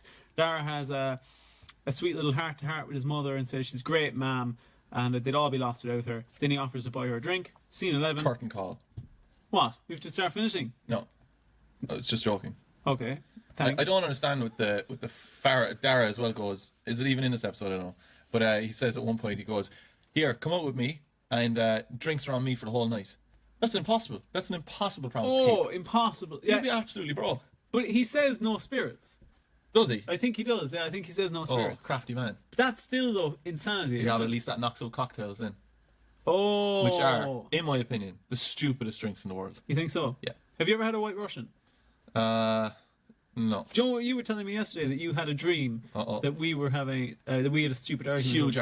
Huge argument. But it was over something stupid. It was over remote control, and that every time I would take the remote control, the television would go to focus, and then I'd give it back to you, and you'd press a button that would not be on the remote control when I get it back, and then everyone was like, "Oh, why can't you fix it?" or whatever. Well, I remembered that a few nights before that, I'd had a dream where we had an argument, and it was because we were talking about White Russians, the drink. I don't really drink, so... Thanks for specifying. Yeah, and we weren't talking about the Tsarist army, but you were claiming that a White Russian was milk mixed with vodka, like in a milk carton, and the reason why it was called a White Russian is because that's what the Russians lived off of after the October Revolution. That's a pretty good theory. Well, yeah, but I mean, you'll acknowledge it's insane, though. Don't know. Sounds pretty correct. Sounds like Dream Dennis is on the ball. So Dream Dennis was saying that's what. Imagine we got them for small break before or lunch or whatever it was. Could only get 6 warm fucking White Russians down the broken fridge. Thatcher, the White Russian. There used to be 6 buns we used to get in primary school. 6 buns? Yeah, did you get free buns? No. In primary school, yeah, right. Get 6 buns and you get milk. Get 6 buns and then it would be like a lottery system every day, or else it'd be like a rota system or a good system, whatever. But there was a bald lad in the year ahead of us, and he used to run in, and everyone was scared of him, and he'd come in and lick all the buns and run away. He'd lick all the icing on the buns, so then you couldn't have them. That was he, was it? So then the teacher would can them out, and like you just have to just hold them until you could get rid of them. I couldn't drink milk when I was in primary school. It'd make me sick, and I eventually. Oh, the laptop charger's working again. Is that true? Yep. Oh, you shouldn't have told me that. Because guess what? We're going full notes again. Oh, we're going back over scenes. Oh, Jesus, come on. we're not. We are scene 11. We're in Paul's house. We're now into the podcast. An hour. Yeah. Probably a bit unfair for me to be taking that much time. To not go through your episode at all. Will I? What were you getting on to there about White Russians? What were you saying? Then I was saying. Wait a minute. Let me get this straight. Is your dream just about you being right and me being wrong? That's the way it played out. But that's not what the dream's about. Go on. But you wouldn't believe me, and I was getting so frustrated. And other people were joining the conversation, and you were getting to them first, and you were convincing them that yours sounded plausible. Mm-hmm. And then you were pulling it down from, you didn't want them to say you were right. You just wanted them to say, that's plausible though, isn't it? And then they'd say, Well, yeah, it is plausible. Fucking brilliant. And I was saying it's not plausible. First of all, the White Russian is vodka, Kahlua, and cream or milk, and you were just Yeah, but little carton, bit of vodka, plausible. That's plausible, isn't it? I mean, it's plausible. It could be a pineapple and a chalkboard as well. A pineapple and a chalkboard. That's great improv there. Scene 12, we're in Dean's house. Stuff happens. What would you have said? What would have been better improv? Better improv. Yeah, go on. I would have said monkey and some cheese. Monkey cheese. Monkey Great. cheese, yeah. Scene 12, Dean's house. Stuff happens. Phoebe says, because Will says that Do you know what I heard? A great thing for... no, I know myself and you are pretty cool dudes, always getting high, right? Basically never ever get high. But I never get high. I heard a great old term for getting high and going into that state of mind Wait. called the cheese world. The cheese world. Yeah. Where you're like super duper high and you're just freaking out. Did you tell us on this podcast About my brother moving to Australia, and at the time the song by Afroman, "Cause I Got High" was out, Yeah. and he left, and it was his favourite song, and then my mother used to cry to it every single day because it was on the music channels every single day, and she'd be sitting in the sitting room on the little poof, that's what they're called, and On the ottoman. she was watching sitting on the ottoman. Yeah. And, Do you like it down there, boys? what was that? Do you like it down there, boys? What does that mean? That's her sitting on the Ottoman Empire. That is Asking them all. terrible. There's a Do few. you like it down there, boys? There's a few. You're implying some things there. Go on, carry on. Do you like it down there, boys? No, that. My mother used to just cry over that Afterman song, but she'd be holding the Sky remote, just looking at the TV, singing along. The only bit she know was "Because I Got High." A woman who has never done drugs before in her entire life, and she just be going, "Because I got high, because I got high." That is the funniest thing that has ever happened in like all of reality. It is. It wasn't fun for us, man. It was torture. That is genius, though. If you wrote a character doing that in a TV show, they would actually rip the page out and go, "Do you want? Do you really respect?" Every time the phone would ring, she'd start crying. Like, she'd think it was him ringing. Scene 13, we're in McCoy's. Paul comes in with Callan and a business friend. Chris is talking because Paul's trying to get Callan into You the see business. the way Paul directs that extra as well? He completely bamboozles him. Oh, yeah. He says, "Oh, in this way," and the way he points is impassable. Oh, yeah, yeah. So he tries to make the extra go behind him first, and then he blocks the front of him, and the extra just has a mare and nearly falls over the table. Did you notice there's a scene in like 2 episodes' time where Callan is trying to look at Tessa's arse as she's leaving? Yeah, But he looks her up, or when he says, "Oh, what's your name?" He looks under the table, up and down. Yeah, that's really disgusting. Like, that's too far. You should be doing that from across the... Yeah, so, behind the beer mat. yeah. You poke 2 holes in the beer mat and you look We had through a it. 4th year, it was like business, one of these terrible classes that just don't make any sense. Like, Yeah. forward thinking business class or some rubbish, right? Or some marketing thing. But we had to come up with a concept for a product. And it was me and this lad Shane and this other guy.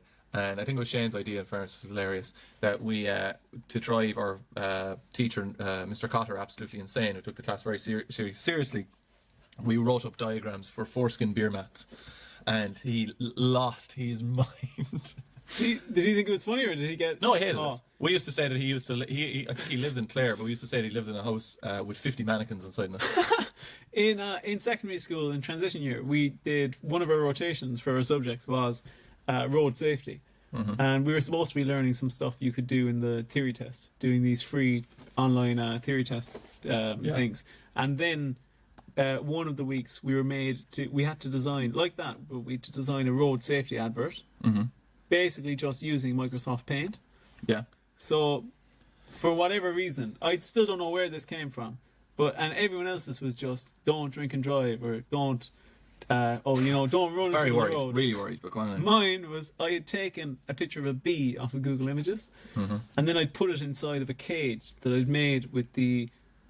With like the tool that makes the geometric shapes in Microsoft Paint. I'd made a cage with that, pretty good cage, 3D cage. I'd put a bee inside it, and then I'd put one of those no smoking like circles with a line through it over that. So a bee in a cage. All right, okay, I'll get it. over the top of it. Don't be in a cage smoking. No, what was it? close to it. It was don't be a KGB. Don't run over people. Don't kill people on the road. Where did you get your fascination with Soviet Russia from? Like, honestly. I have not a clue. If I was to guess, I would say maybe the film Anastasia. It's not as cool as what I was hoping. What were you thinking? I don't know. He said some uncle or something. Do you know what it might have been? Is that in secondary school we did become obsessed. Myself and my friends in our history class became obsessed with my history teacher. I'll say it. He was a fantastic history teacher called Mr. Costello. Absolutely fantastic. But he was not your friend, and he'd say that to you. Like, he's like, "I'm not here to be your friend. I'm here to teach you about history." But he had these unbelievable like slides that just told you everything you'd need to know about any period of history. So much so that he once told us a story about somebody asking him after they left the school if they could borrow his slides, and he said, "No way, they're my intellectual property." But he was pretty dead right to do that. But one of his slides, just with no explanation, was Khrushchev, Nikita Khrushchev, holding a chicken, just at some sort of big Soviet propaganda thing. So then it became just a thing that we came up with a TV show called Khrushchev and the Chicken.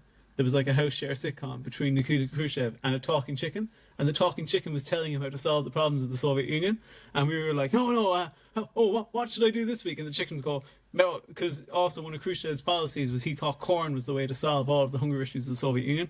So he was obsessed with corn, so much so that workers would play a game of Khrushchev bingo, and the other people in the Communist Party would make bets with each other as to how long into a speech it would take Khrushchev to mention corn. Roger, there are 2 agents outside, and I'm going to need you to go with them.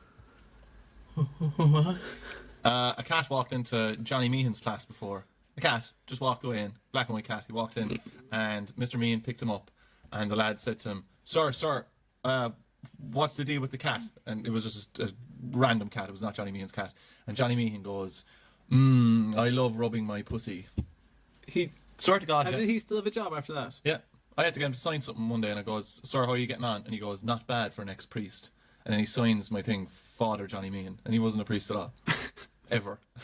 Great. Scene 14. Here, no, it has to go to the last scene, man. Okay. You're out of time. You talked about Soviet Russia there for ages, and now we're going to get arrested. Scene 15. Rim McCoy's. Here, actually, isn't it way more accessible to like the old USSR than, I don't know, like Nazi socialism? Do you know what I mean?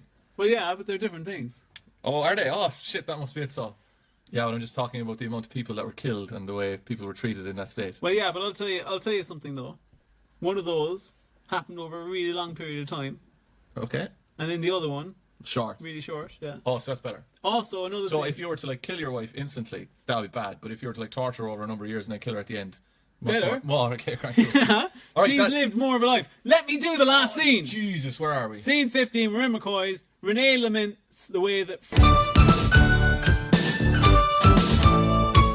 That's the end of episode 1. That's the longest we've ever gone. Ever. No, it's not. It is, yeah. It was the whole first piece, longest we've ever gone. And it's all your fault. Not the longest episode. Like, It's plausible, though. go on. Call back.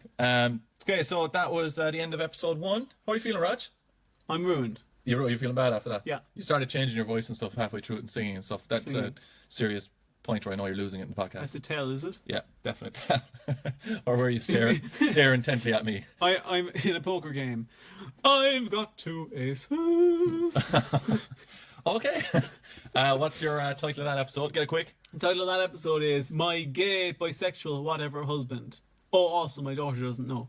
Oh, very good. And what's the other question I ask? You ask how's my mental health? No, I asked that already. It's bad currently in the podcast. Yeah. What do I think is going to happen? What do you think is going to happen? I don't even think that's the question anymore. But That's redundant because I've seen all the episodes for the week. well, no, I think the original question was what do you think of the current state of the new Soviet Russia that's developing?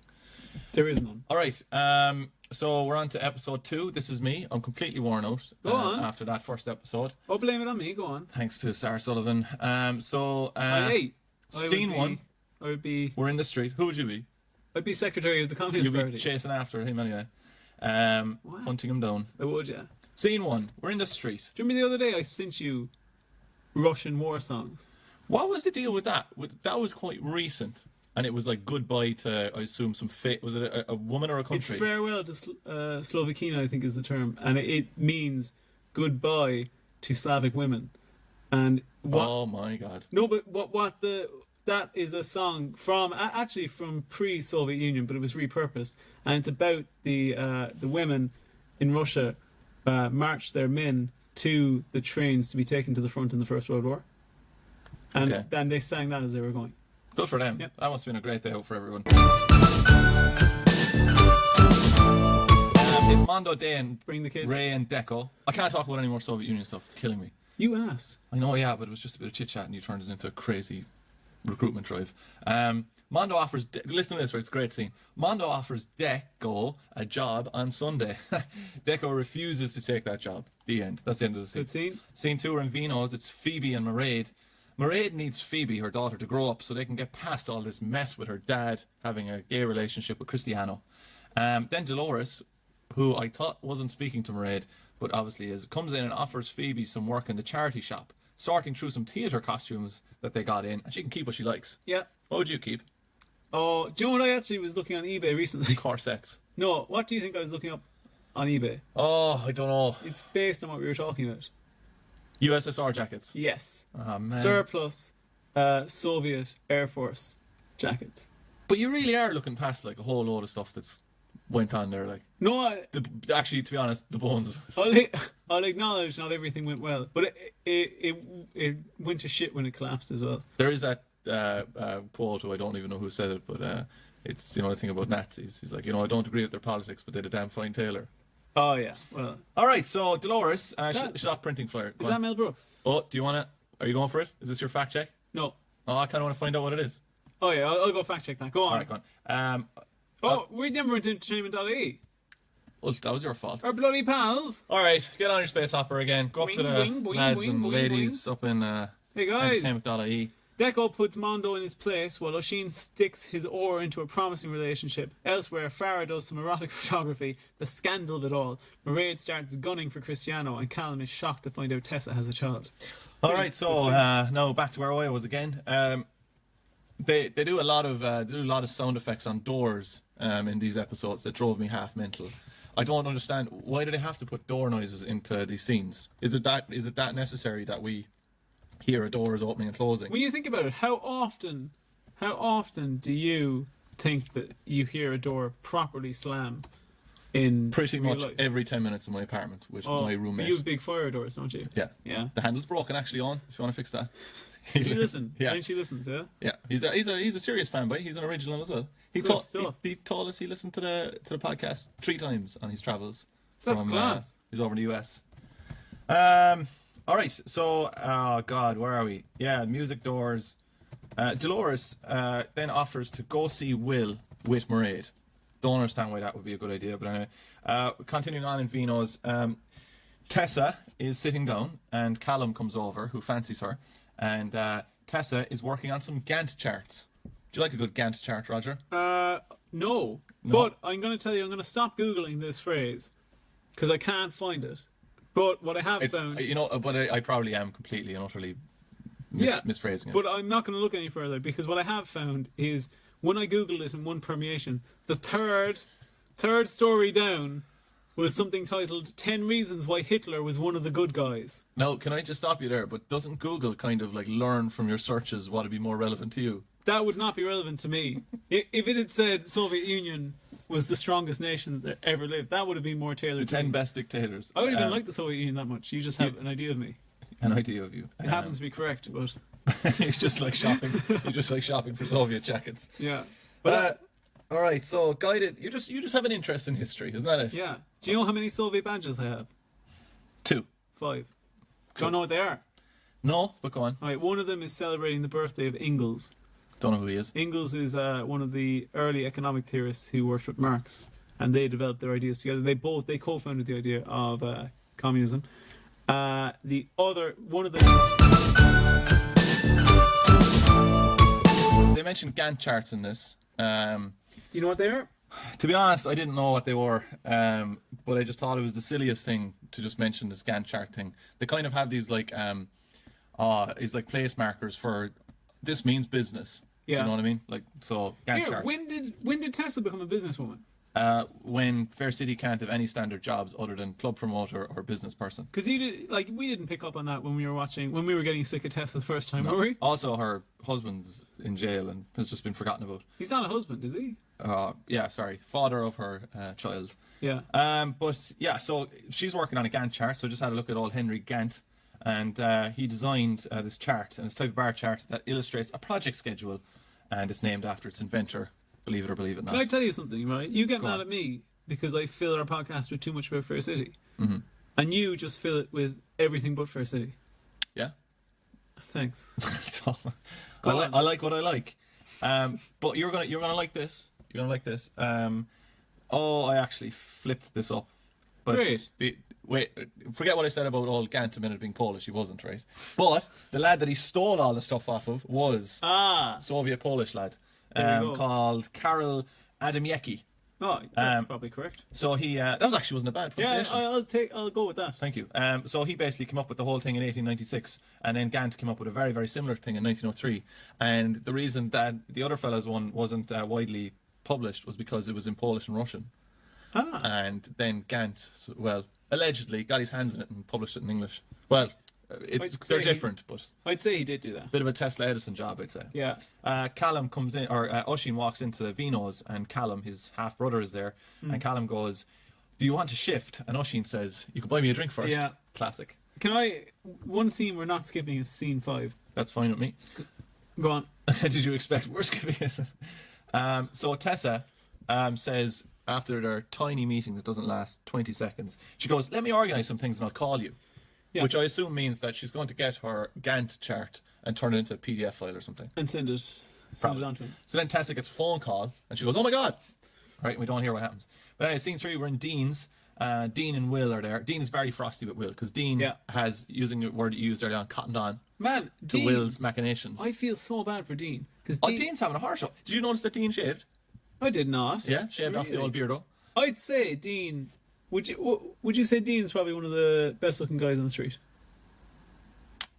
Not that I have a problem commenting on What's wrong people with that? of the same gender, but I probably wouldn't we avoid that commenting on actors and stuff. Fine, we'll avoid it. Would you kiss him? I just wanted This is the second time we've had. I just wanted to give him a compliment. Yeah, I think he's a really good looking fella. Okay. Ooh, you like Dean? Ooh, another one to add to your list. Oh, shut up, will you? Not the one with a boner for the last half an hour. Hey! I told you I can't help that. Soviet boner. Right, so It's hot in here. Dean is very frosty. What, it gets hot and then you just get a boner. Yeah. Hot boners. Hot boner. Does that not happen to you? No. The blood flows too quickly. I honestly haven't gotten an erection in years. Really? Yeah. Will I help with that? No, that was past the joke. Mairead, I got the same feeling there as when you get kicked in the balls. Mairead pops up with Dolores and she says that, or pops up to Will after Dean being frosty with Will. And she pops up and says they're going to stay, she's going to go back to Cashel, right? But there's a little conversation before this where Dean basically calls out Will for just being an asshole, which he is. Yeah.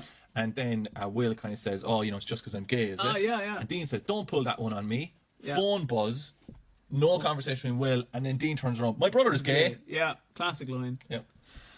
Could you hurry up? Some of my mothers are gay. Scene 4 in the supermarket, it's Farah and Dara. Dara needs help with his Tinder profile, right? So he goes to a girl, get the inside track. He says, "Farah, can you sort me out here? What should I have in my profile?" And she looks at the photo, and it's not a great photo, it's a joke photo. Yeah, awful photo. And then, which is the next logical step, Farah offers to take a professional photo of Dara for his Tinder profile. Yeah. And she says, "I have a break at 1, go home, give your hair a wash, and I'll call around at 1 with a camera." He then Could you scratches his hair. imagine if you met a girl in the supermarket and you said that to her? And she was like, Yeah. "I'll come take." As special no. You as Roger O'Sullivan says, "Here, you know what? I've got a camera at home there. I'll call over with it, wash your hair, and I'll be around 1. Think that would work for you? I'd be pretty happy. Or would you be in the Garda barracks? What? Scene 5, we're in the community Here. centre. What? He scratches his hair and then smells his fingers. Because he's like, "What? Why do I need to wash my hair?" You're sick. Scene does 5, that. we're in the community centre. This is the one. Chris and Dean. Chris meets up with Chris, so that's probably wrong. No, that's not right. Chris meets up with Dean. Yeah. Dean says Phoebe will have a hard time at school. Yeah. And then Dean leaves, and I'll get to it, don't worry. Dean leaves after Dolores destroys him with a comment. About Sandy. And then gets right back up on her high horse, lecturing Chris on what he should do, right? So You're missing my favourite line in this. no, I'm getting to it, don't Okay. worry. So she goes, Dean, right, 2 scenes later, says the exact same phrase again. What He does goes, he say? "Don't pull that one." Right? Exactly 2 scenes later. And Chris says, "I'm the acceptable face of gay," because what's happening is Dean is saying that, Phoebe's going to have a hard time in school, and Chris is like, "Oh, surely not the first time a couple have had affairs." And then Dean is like, look, it's obviously going to be harder because of the situation of her dad being bisexual or whatever, and Chris doesn't like that. And then Dean says about Will, Chris goes, I'm the acceptable face of gay. And then Chris says about Will, he's not gay, he's just greedy. Yeah. A good line. That's a bit weird. And then Dolores chimes in and she says, the heart wants what it wants. Yeah. And then Dean says, do you know who said that? Woody Allen. Woody Allen. And do you know who actually said it? Nope. Emily Dickinson. Really? Yeah, she said it first. Woody Allen fucking stole it. Really? And was she... Did Emily Dickinson go out with her de facto daughter? No, I think that was someone else. Yeah? Not sure. Don't really want to bring it up in the I podcast. always get confused with this. And do you know who said Who it? fell into an oven? Do you know who said it in Virginia Woolf? Do you know who... Who's afraid of overcooked Virginia Woolf? Do you know who really coined that phrase? In probably the most... What? The best way ever. No. Selena Gomez, 2014. What did she say? With her cracking song, The Heart Wants What It Wants. Wow. Do you like Selena Gomez? I don't mind Selena Gomez.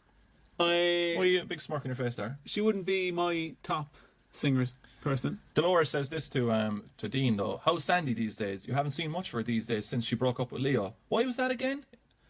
Boom. Insinuating something, but I had no idea what she was talking about. Well, I was trying to Google that there, but this lad, that's not Dean. Like that of I don't know who. Remember, no, we're on a non-visual medium at the moment. Who are those people?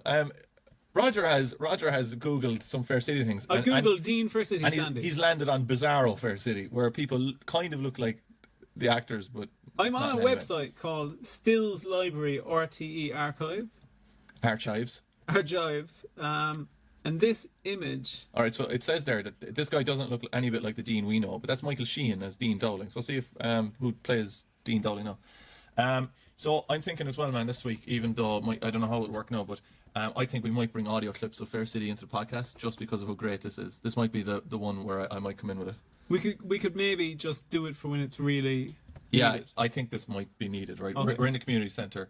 There's Tessa, a woman that we don't know as far as I know. Oh, I love this. And Fionn, who's her 4-year-old son maybe. Yeah. Tessa rushes in, right, over to this woman, right, who she had got the phone call from in a previous scene, right? We've never met this woman before, as far as I can see, right? And she says, "What's going on? You said something about your dad." And then the woman says, very kind of quietly, "He's been in an accident." And then the kid, Fionn, nonchalantly, right, while colouring, "He was hit by a van." Yeah. It's fucking brilliant. I think I'm going to put in that audio. Also, she has to relieve her babysitter basically by going, "You can go see your presumably almost dead dad." And I think there's another thing kicking in here as well, right? This woman, right, whose father, who's basically been killed by a van, or at least almost dead, she's not given any lines in this. She's not able to express fully, like, obviously what it must be to feel or to hear the news that your dad has been killed by a van, because she's an extra. Yeah. And I say if they give her too many lines, they'll have to pay her an actor's fee. Yeah. Here, that is him. Yeah, it is. Yeah.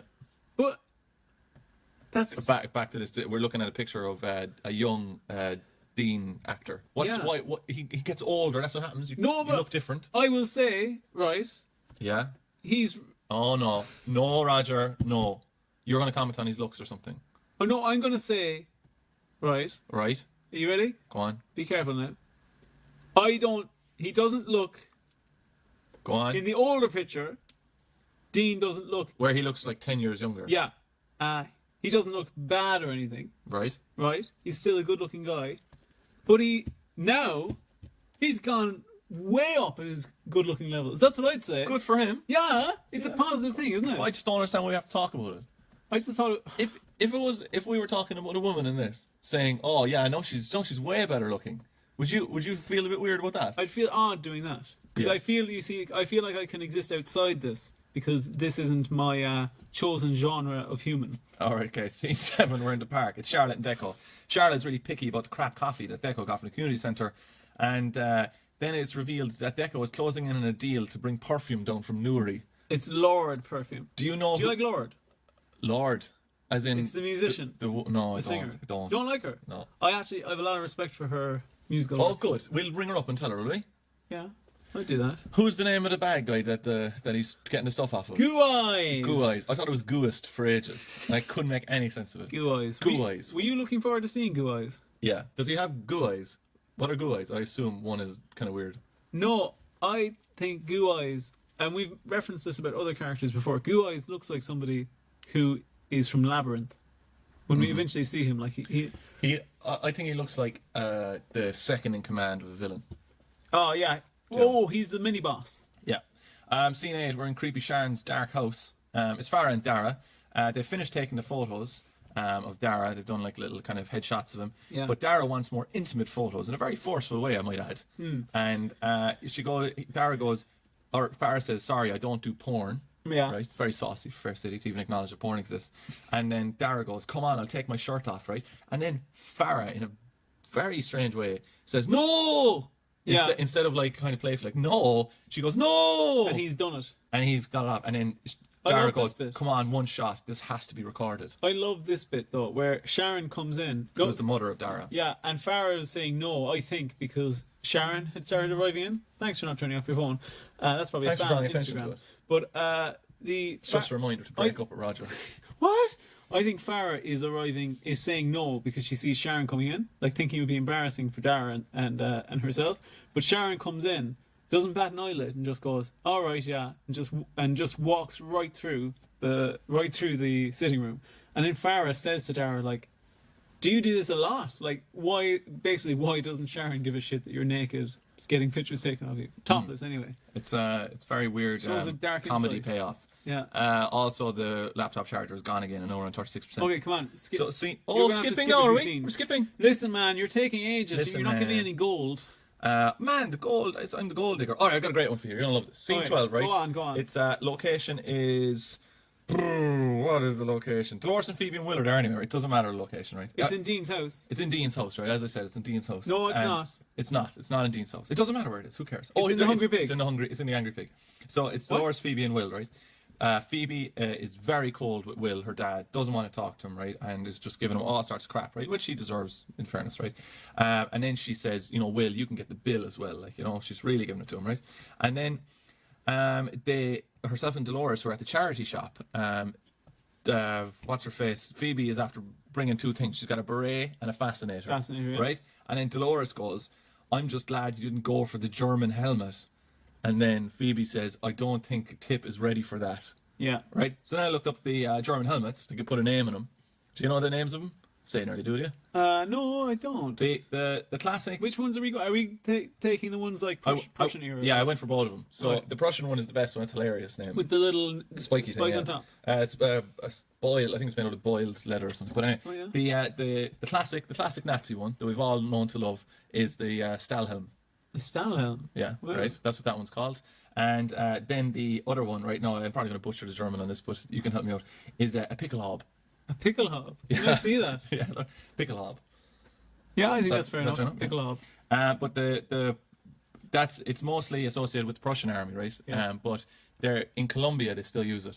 Really? Yeah, as kind of ceremonial stuff. Do you want to know something interesting about the Stahlhelm that I'm sure you already know?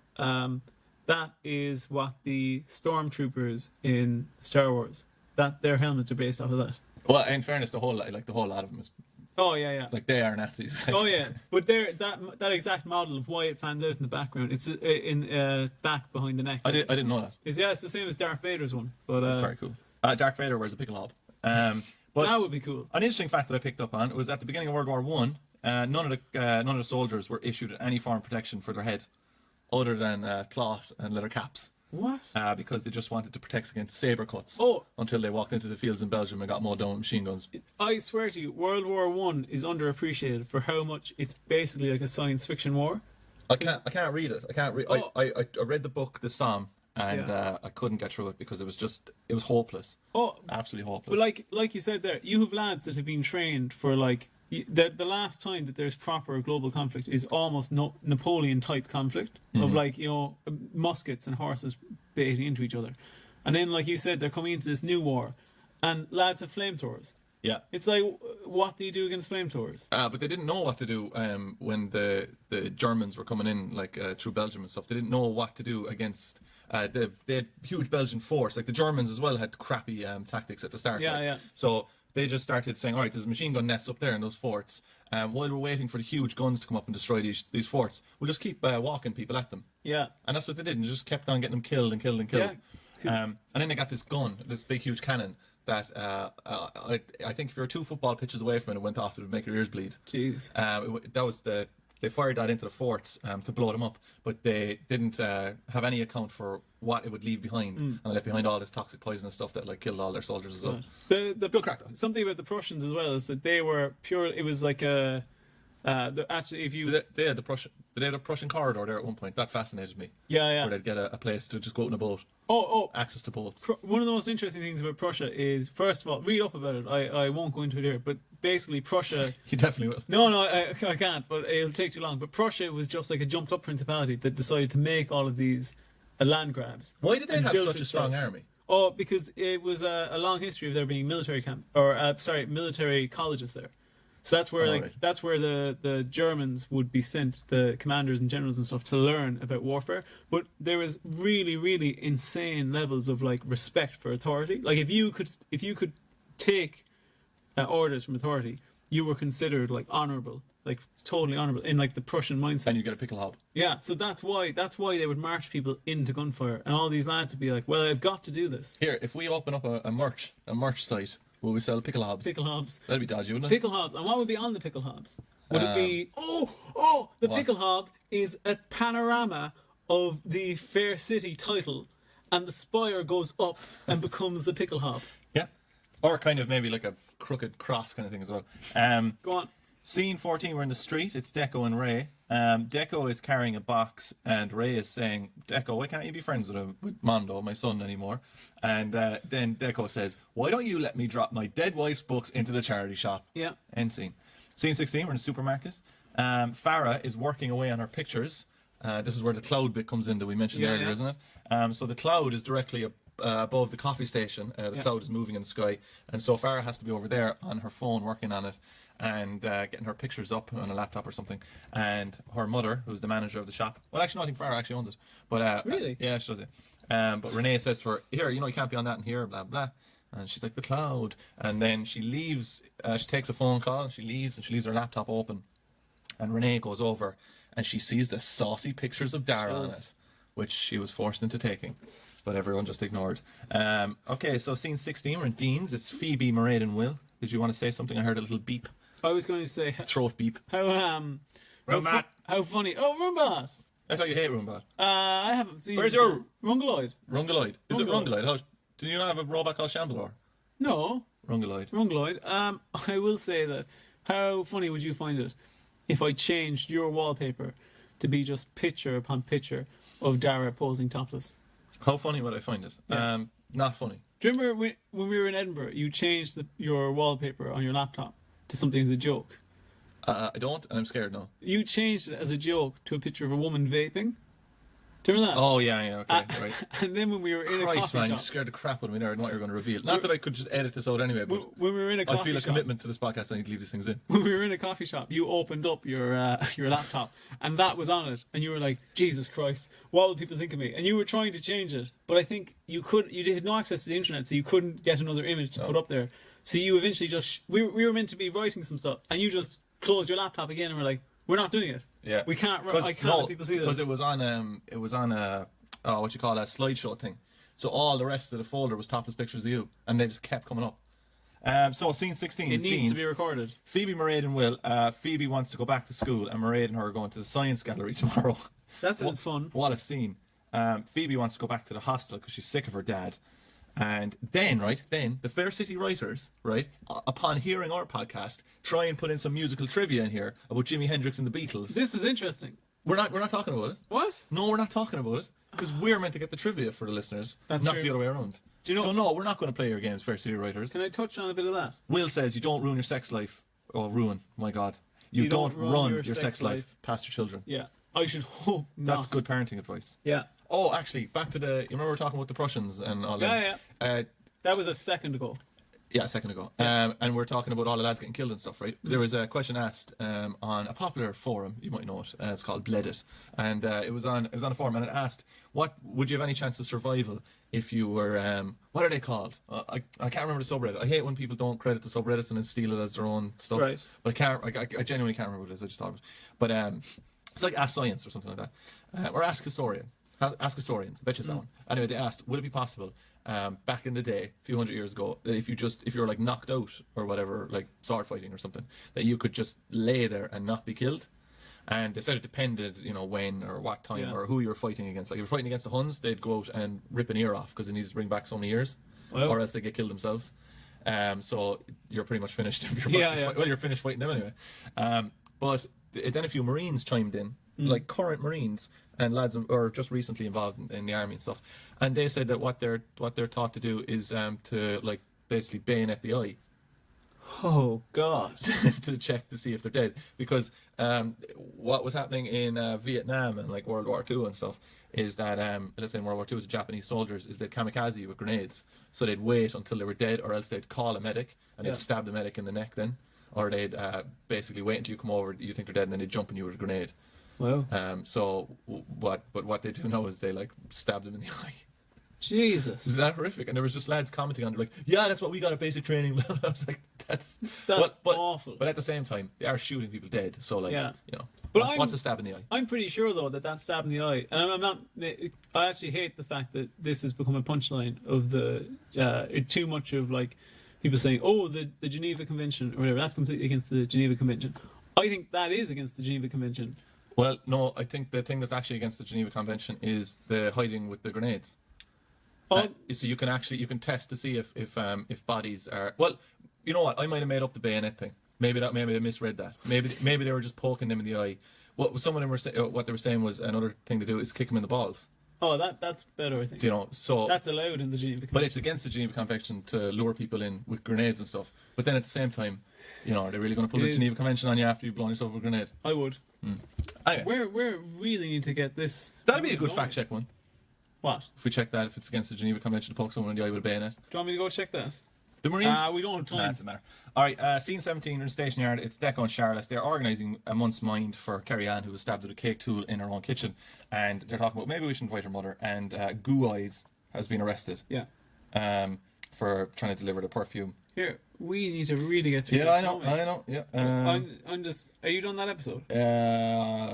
Who is Pauline Nowers? Oh, sorry, we're in scene 19. It's the community centre again. Callan, Tessa, Pauline, who we now know, that was the person who got her dad was knocked down by a van. She has a cup of tea to mourn the vehicular manslaughter of her dad. She does, that's all that happens. Yeah, that's true. Well, you missed Callan saw Tessa with a kid and flipped out. And she says... Tessa says she's not looking for a boyfriend, and if she was, she wouldn't be looking at him anyway. Yeah. And then she says, wait, write up some stuff in Barcelona, we'll talk tomorrow, because we've got this stupid tour guide thing going on. And then Callum, all he has to do really is just send her a link to the Barcelona Wikipedia page. He's pathetic. Oh, wait, this is the dick thing. We're in McCoy's, Sharon, Renee, Paul, and Jane. Paul questions Jane about Tommy moving in. Paul is next to his son Oisín, bear in mind here, and Paul says they make cameras really small these days, so they should watch out, for Tommy. And Jane goes, trust me, Tommy doesn't do small. And Oisín goes, ouch. Dad. Alright, so that's the end of episode 2. We are currently running on the longest ever. Okay, mental health, bad. No news. No news? News wasn't part of it. Alright, get in your space hopper there, bounce away and take off all your clothes, find out what's going on.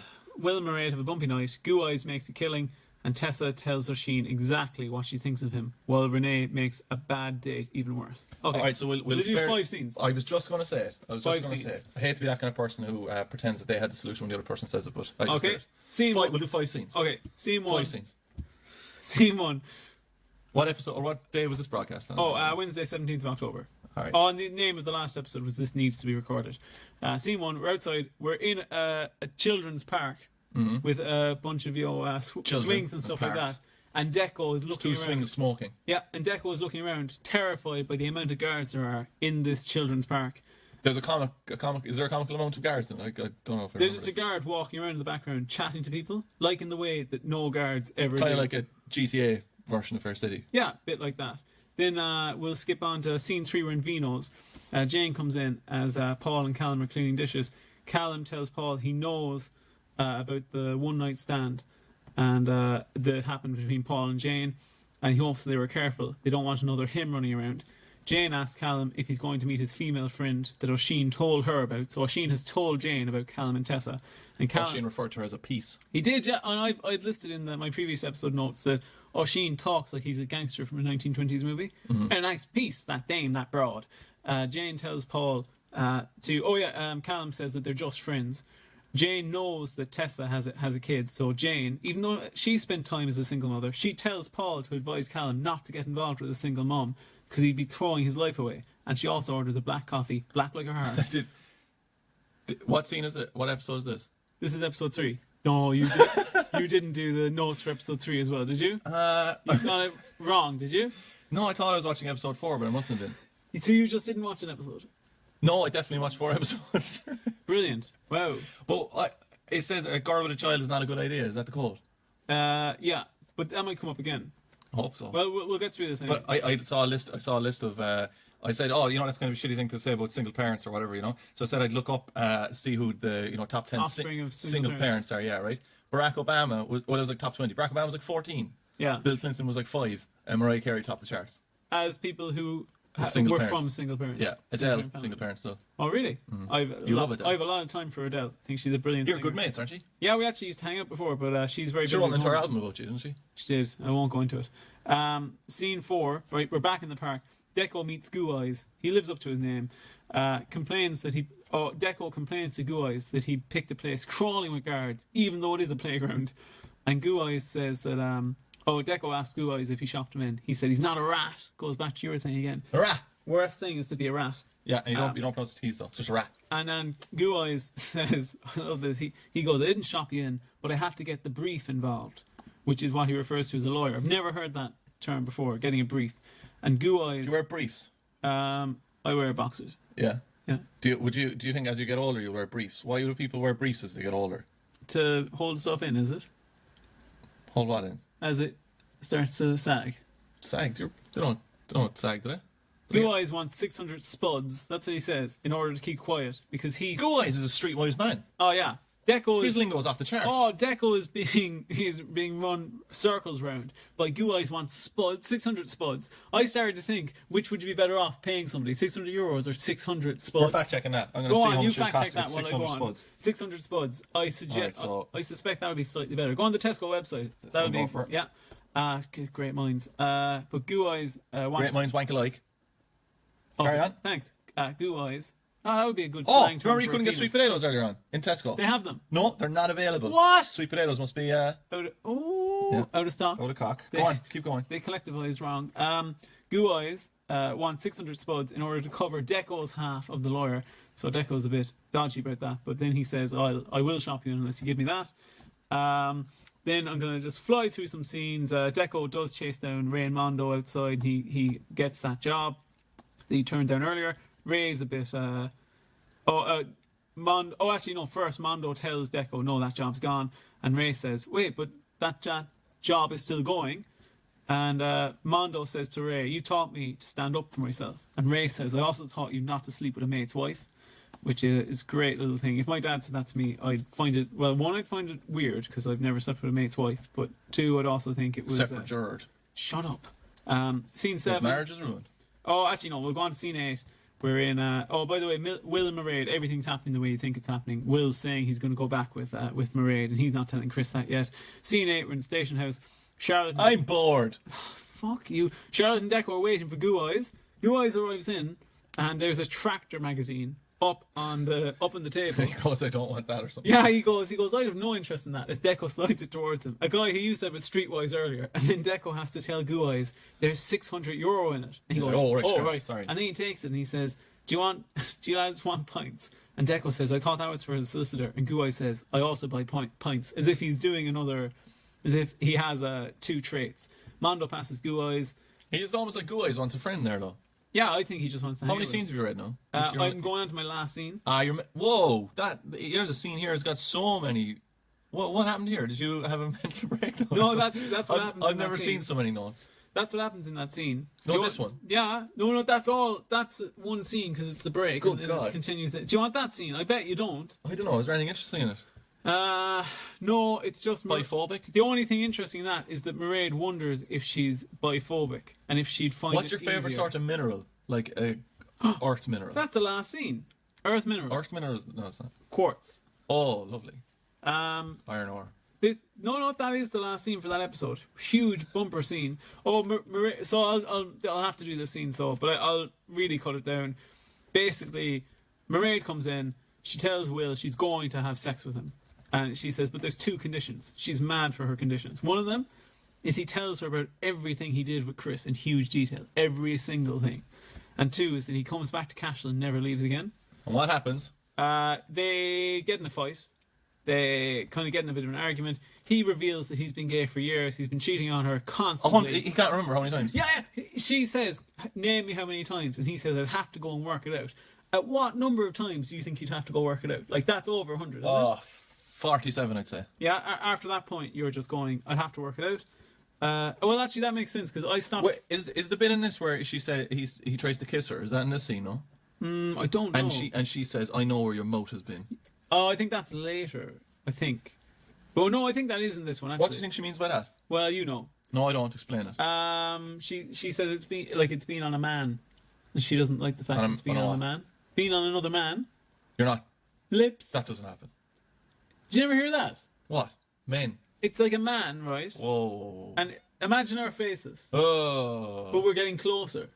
Yeah, we just have a few spicy chippies with a good mate. Oh no, but then as we get close, our mouths open. And we just... Our tongues come out. We feed each other spicy chippies like birds. Our tongues touch each other. That is sick. And then they slide in. Would you still eat spicy chippies if I regurgitated them into your mouth? No. No, yes. wouldn't you? That's a bit weird, isn't it? That's a bit odd. It's a bit anal. A bit biphobic. Mairead wonders if she'd find it easier. Mairead wonders if she'd find it easier if Will cheated on her with a woman, and if she's actually just biphobic or homophobic. I don't care. Alright, so that's the end of episode 3. Yeah. How are you feeling, podcast-wise? I'm wrecked. But we're at that point where we're closer to spicy chippies. That's true. Oh, don't forget entertainment. No, we're still we're in the wrong section, man. Oh, sorry, go on. How's my mental health? Bad. How are you feeling now? Oh, episode. My shoulders are tired. This is the first time my shoulders have been tired. I'm feeling bad. Do you know what? I'm almost at the point. I could really do what I'm saying. I'd almost go and get a pint and I don't drink. That's how I'm feeling now. You do drink, though. Well.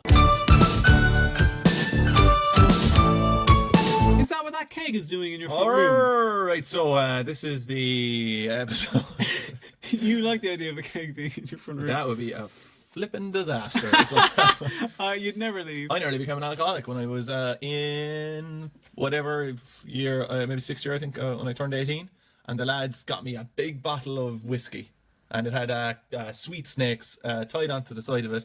And one morning, when I got up for school in winter, that bottle of Jack Daniels or whatever it was on my desk. And I goes, I'll just have one shot. Just one shot to get me going in the morning.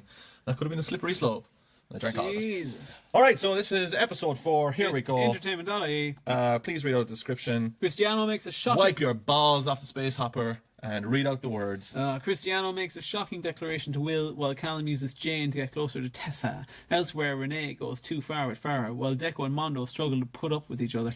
Great bit in this episode, I have to say, and I hope you highlight it. It involves Owen. Go on. Scene 1, we're in Dean's. It's Mairead, Will and Dean. Mairead is wearing her after-sex dressing gown because she had sex, and so did Will because he was having sex. They had sexy chippies, didn't they? Do not conflate having spicy chippies with some sort of innuendo for having... Sexy dickies? Sex. That's what we should say from now on. No. They were having sexy dickies? Nope. Sexy do you have an after-sex dressing gown? My after-sex dressing gown? I have a thong? An after-sex thong? No, you sick... No. How do you wear a thong with Scramby? I have a Just watch out for yeast infections. mid-thigh... I'm dying. I have a mid-thigh kimono, silk kimono. Nice one. And a pipe. And slippers. Very nice. I have a Nehru jacket. Do you know one of those? What's a Nehru jacket? This will be a fact check. It's like one of those, it kind of looks like a I think it's like Japanese, I think it's Nehru or something. Nehru. It's like, well, actually, just get up there and then you can describe it. Is that it? Yeah. Okay, this is like something, this is something that Neo wouldn't wear it. No. Morpheus would be wearing it in the Matrix when they're learning, or some sort of kung fu master in the modern era. Yeah, that's a good book. Do you know what I thought Do you know what I thought a Nehru jacket might have been? That man is funny. What I thought might have been there's just a model here and he just has the strangest look on his face ever. He looks like he's been caught like stealing somebody's Nehru jacket. You want to kiss him? Come on, what can you say? I was going to say that one of the what I thought the jacket was going to be before you. Jeez, didn't take you long to search women's Nero jackets, did it? That's the second option. Arseless jacket is what he just searched. I did can't not. believe that. I did not. But They're all arseless. They're all arseless. But what I Michael, that was just the actor from Fair City again. I just happened to be on one of the tabs, and I remember. Get on with it. Right, what I was going to say is I thought a Nehru jacket was going to be one of those sponsored Formula One jackets, and that you put that on after post coitus. You would be roasting in one of those yokes. Yeah. Do you have any post-coital Excuse me. post-coital rituals? I call you. Do you remember? Mairead is going to stay until Sunday if that's good for Dean and Will. Nothing's ever good for Dean. And during this scene, I don't know if you noticed, but there is the loudest television in the world playing in the background, and it's the news, and it's louder than it's louder than characters on screen. I wondered, it must be real news. Do you think? It was talking about. It was. You could take direct quotes from it. It was so loud. It was louder than the characters. Scene 2 are in the street. It's Mondo, Deco, and Charlotte. Mondo needs Deco to set up the thing today instead, and then they want to do the same thing on next Sunday, so you can expect the same plot happening. Some sort of business delivery setup thing. Yeah. And then some other crap happens. Scene 3, we're in Vino's. It's Oisin and Dean. Dean thinks that what Will is doing is terrible, and Oisin is Will. God damn it, Will. Oisin admires Will. Yeah, I'm trying to say. He calls him a bisexual sociopath. Yeah, he has 2 words at the start as well that I couldn't get. Something Gardner. Common or garden. He says, you're common or garden. Oh, very nice. That's a cool phrase. Anyway, you have to admire him all the same, Oisin says. And then Paul comes in and goes, Callum's doing some work, your half-brother. Maybe you should do work. Have you heard of it? And Oisin goes, I like work. I could watch it all day. Yeah, I like that line. Scene 4 in supermarket. It's Will, Chris, Jane, Tommy and Paul.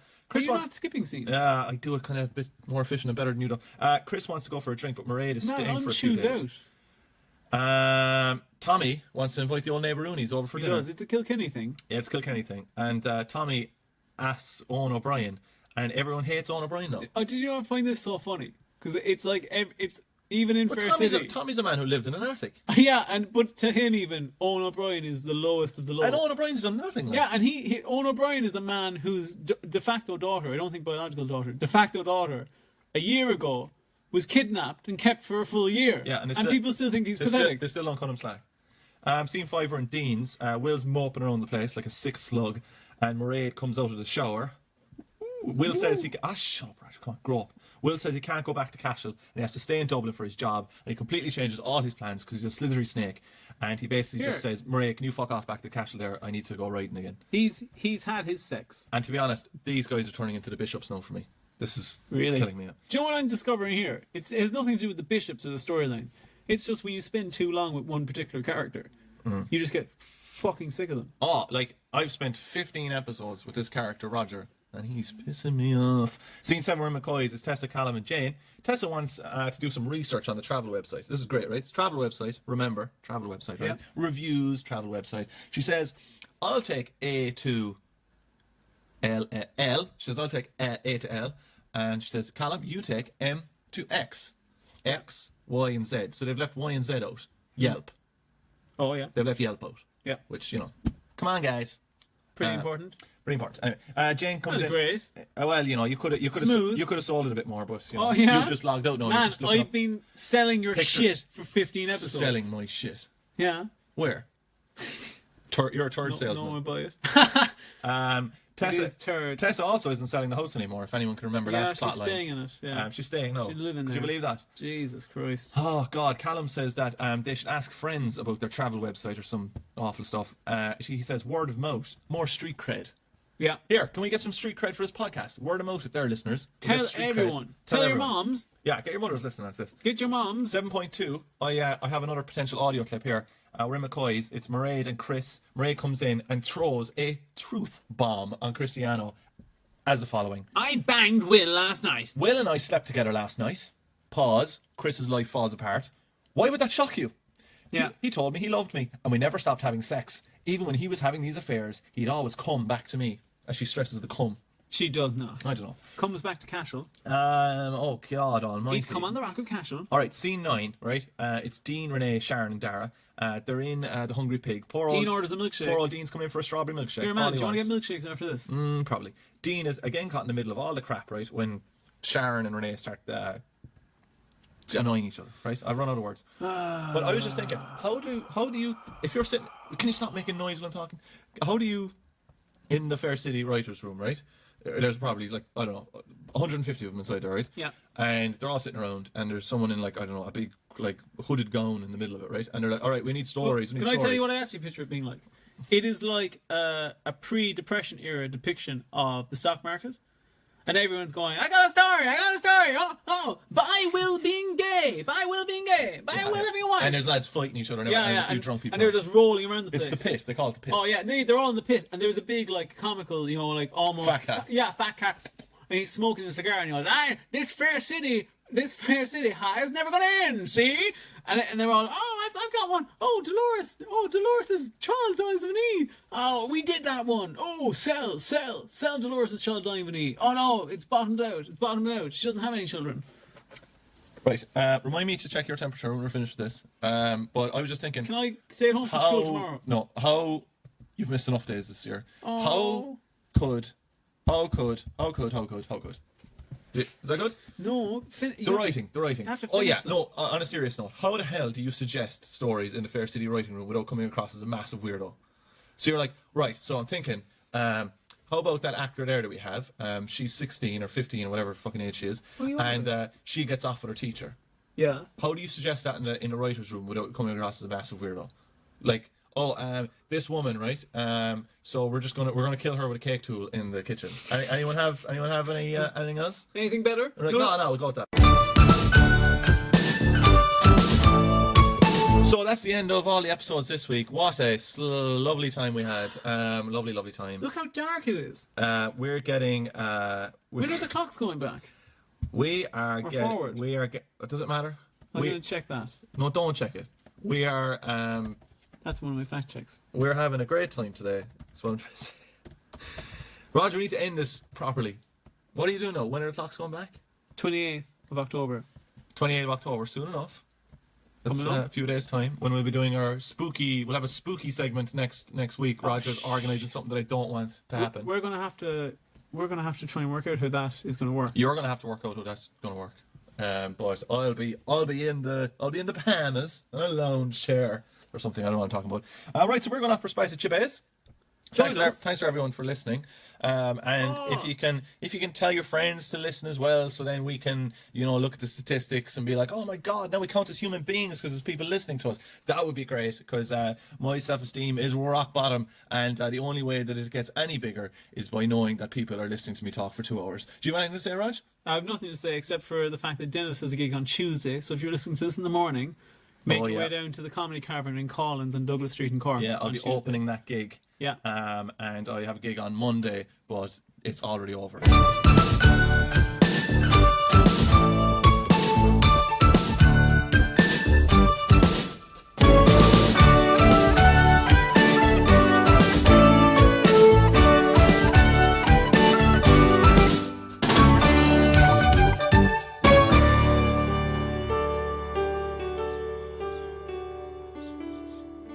Are we still doing the podcast?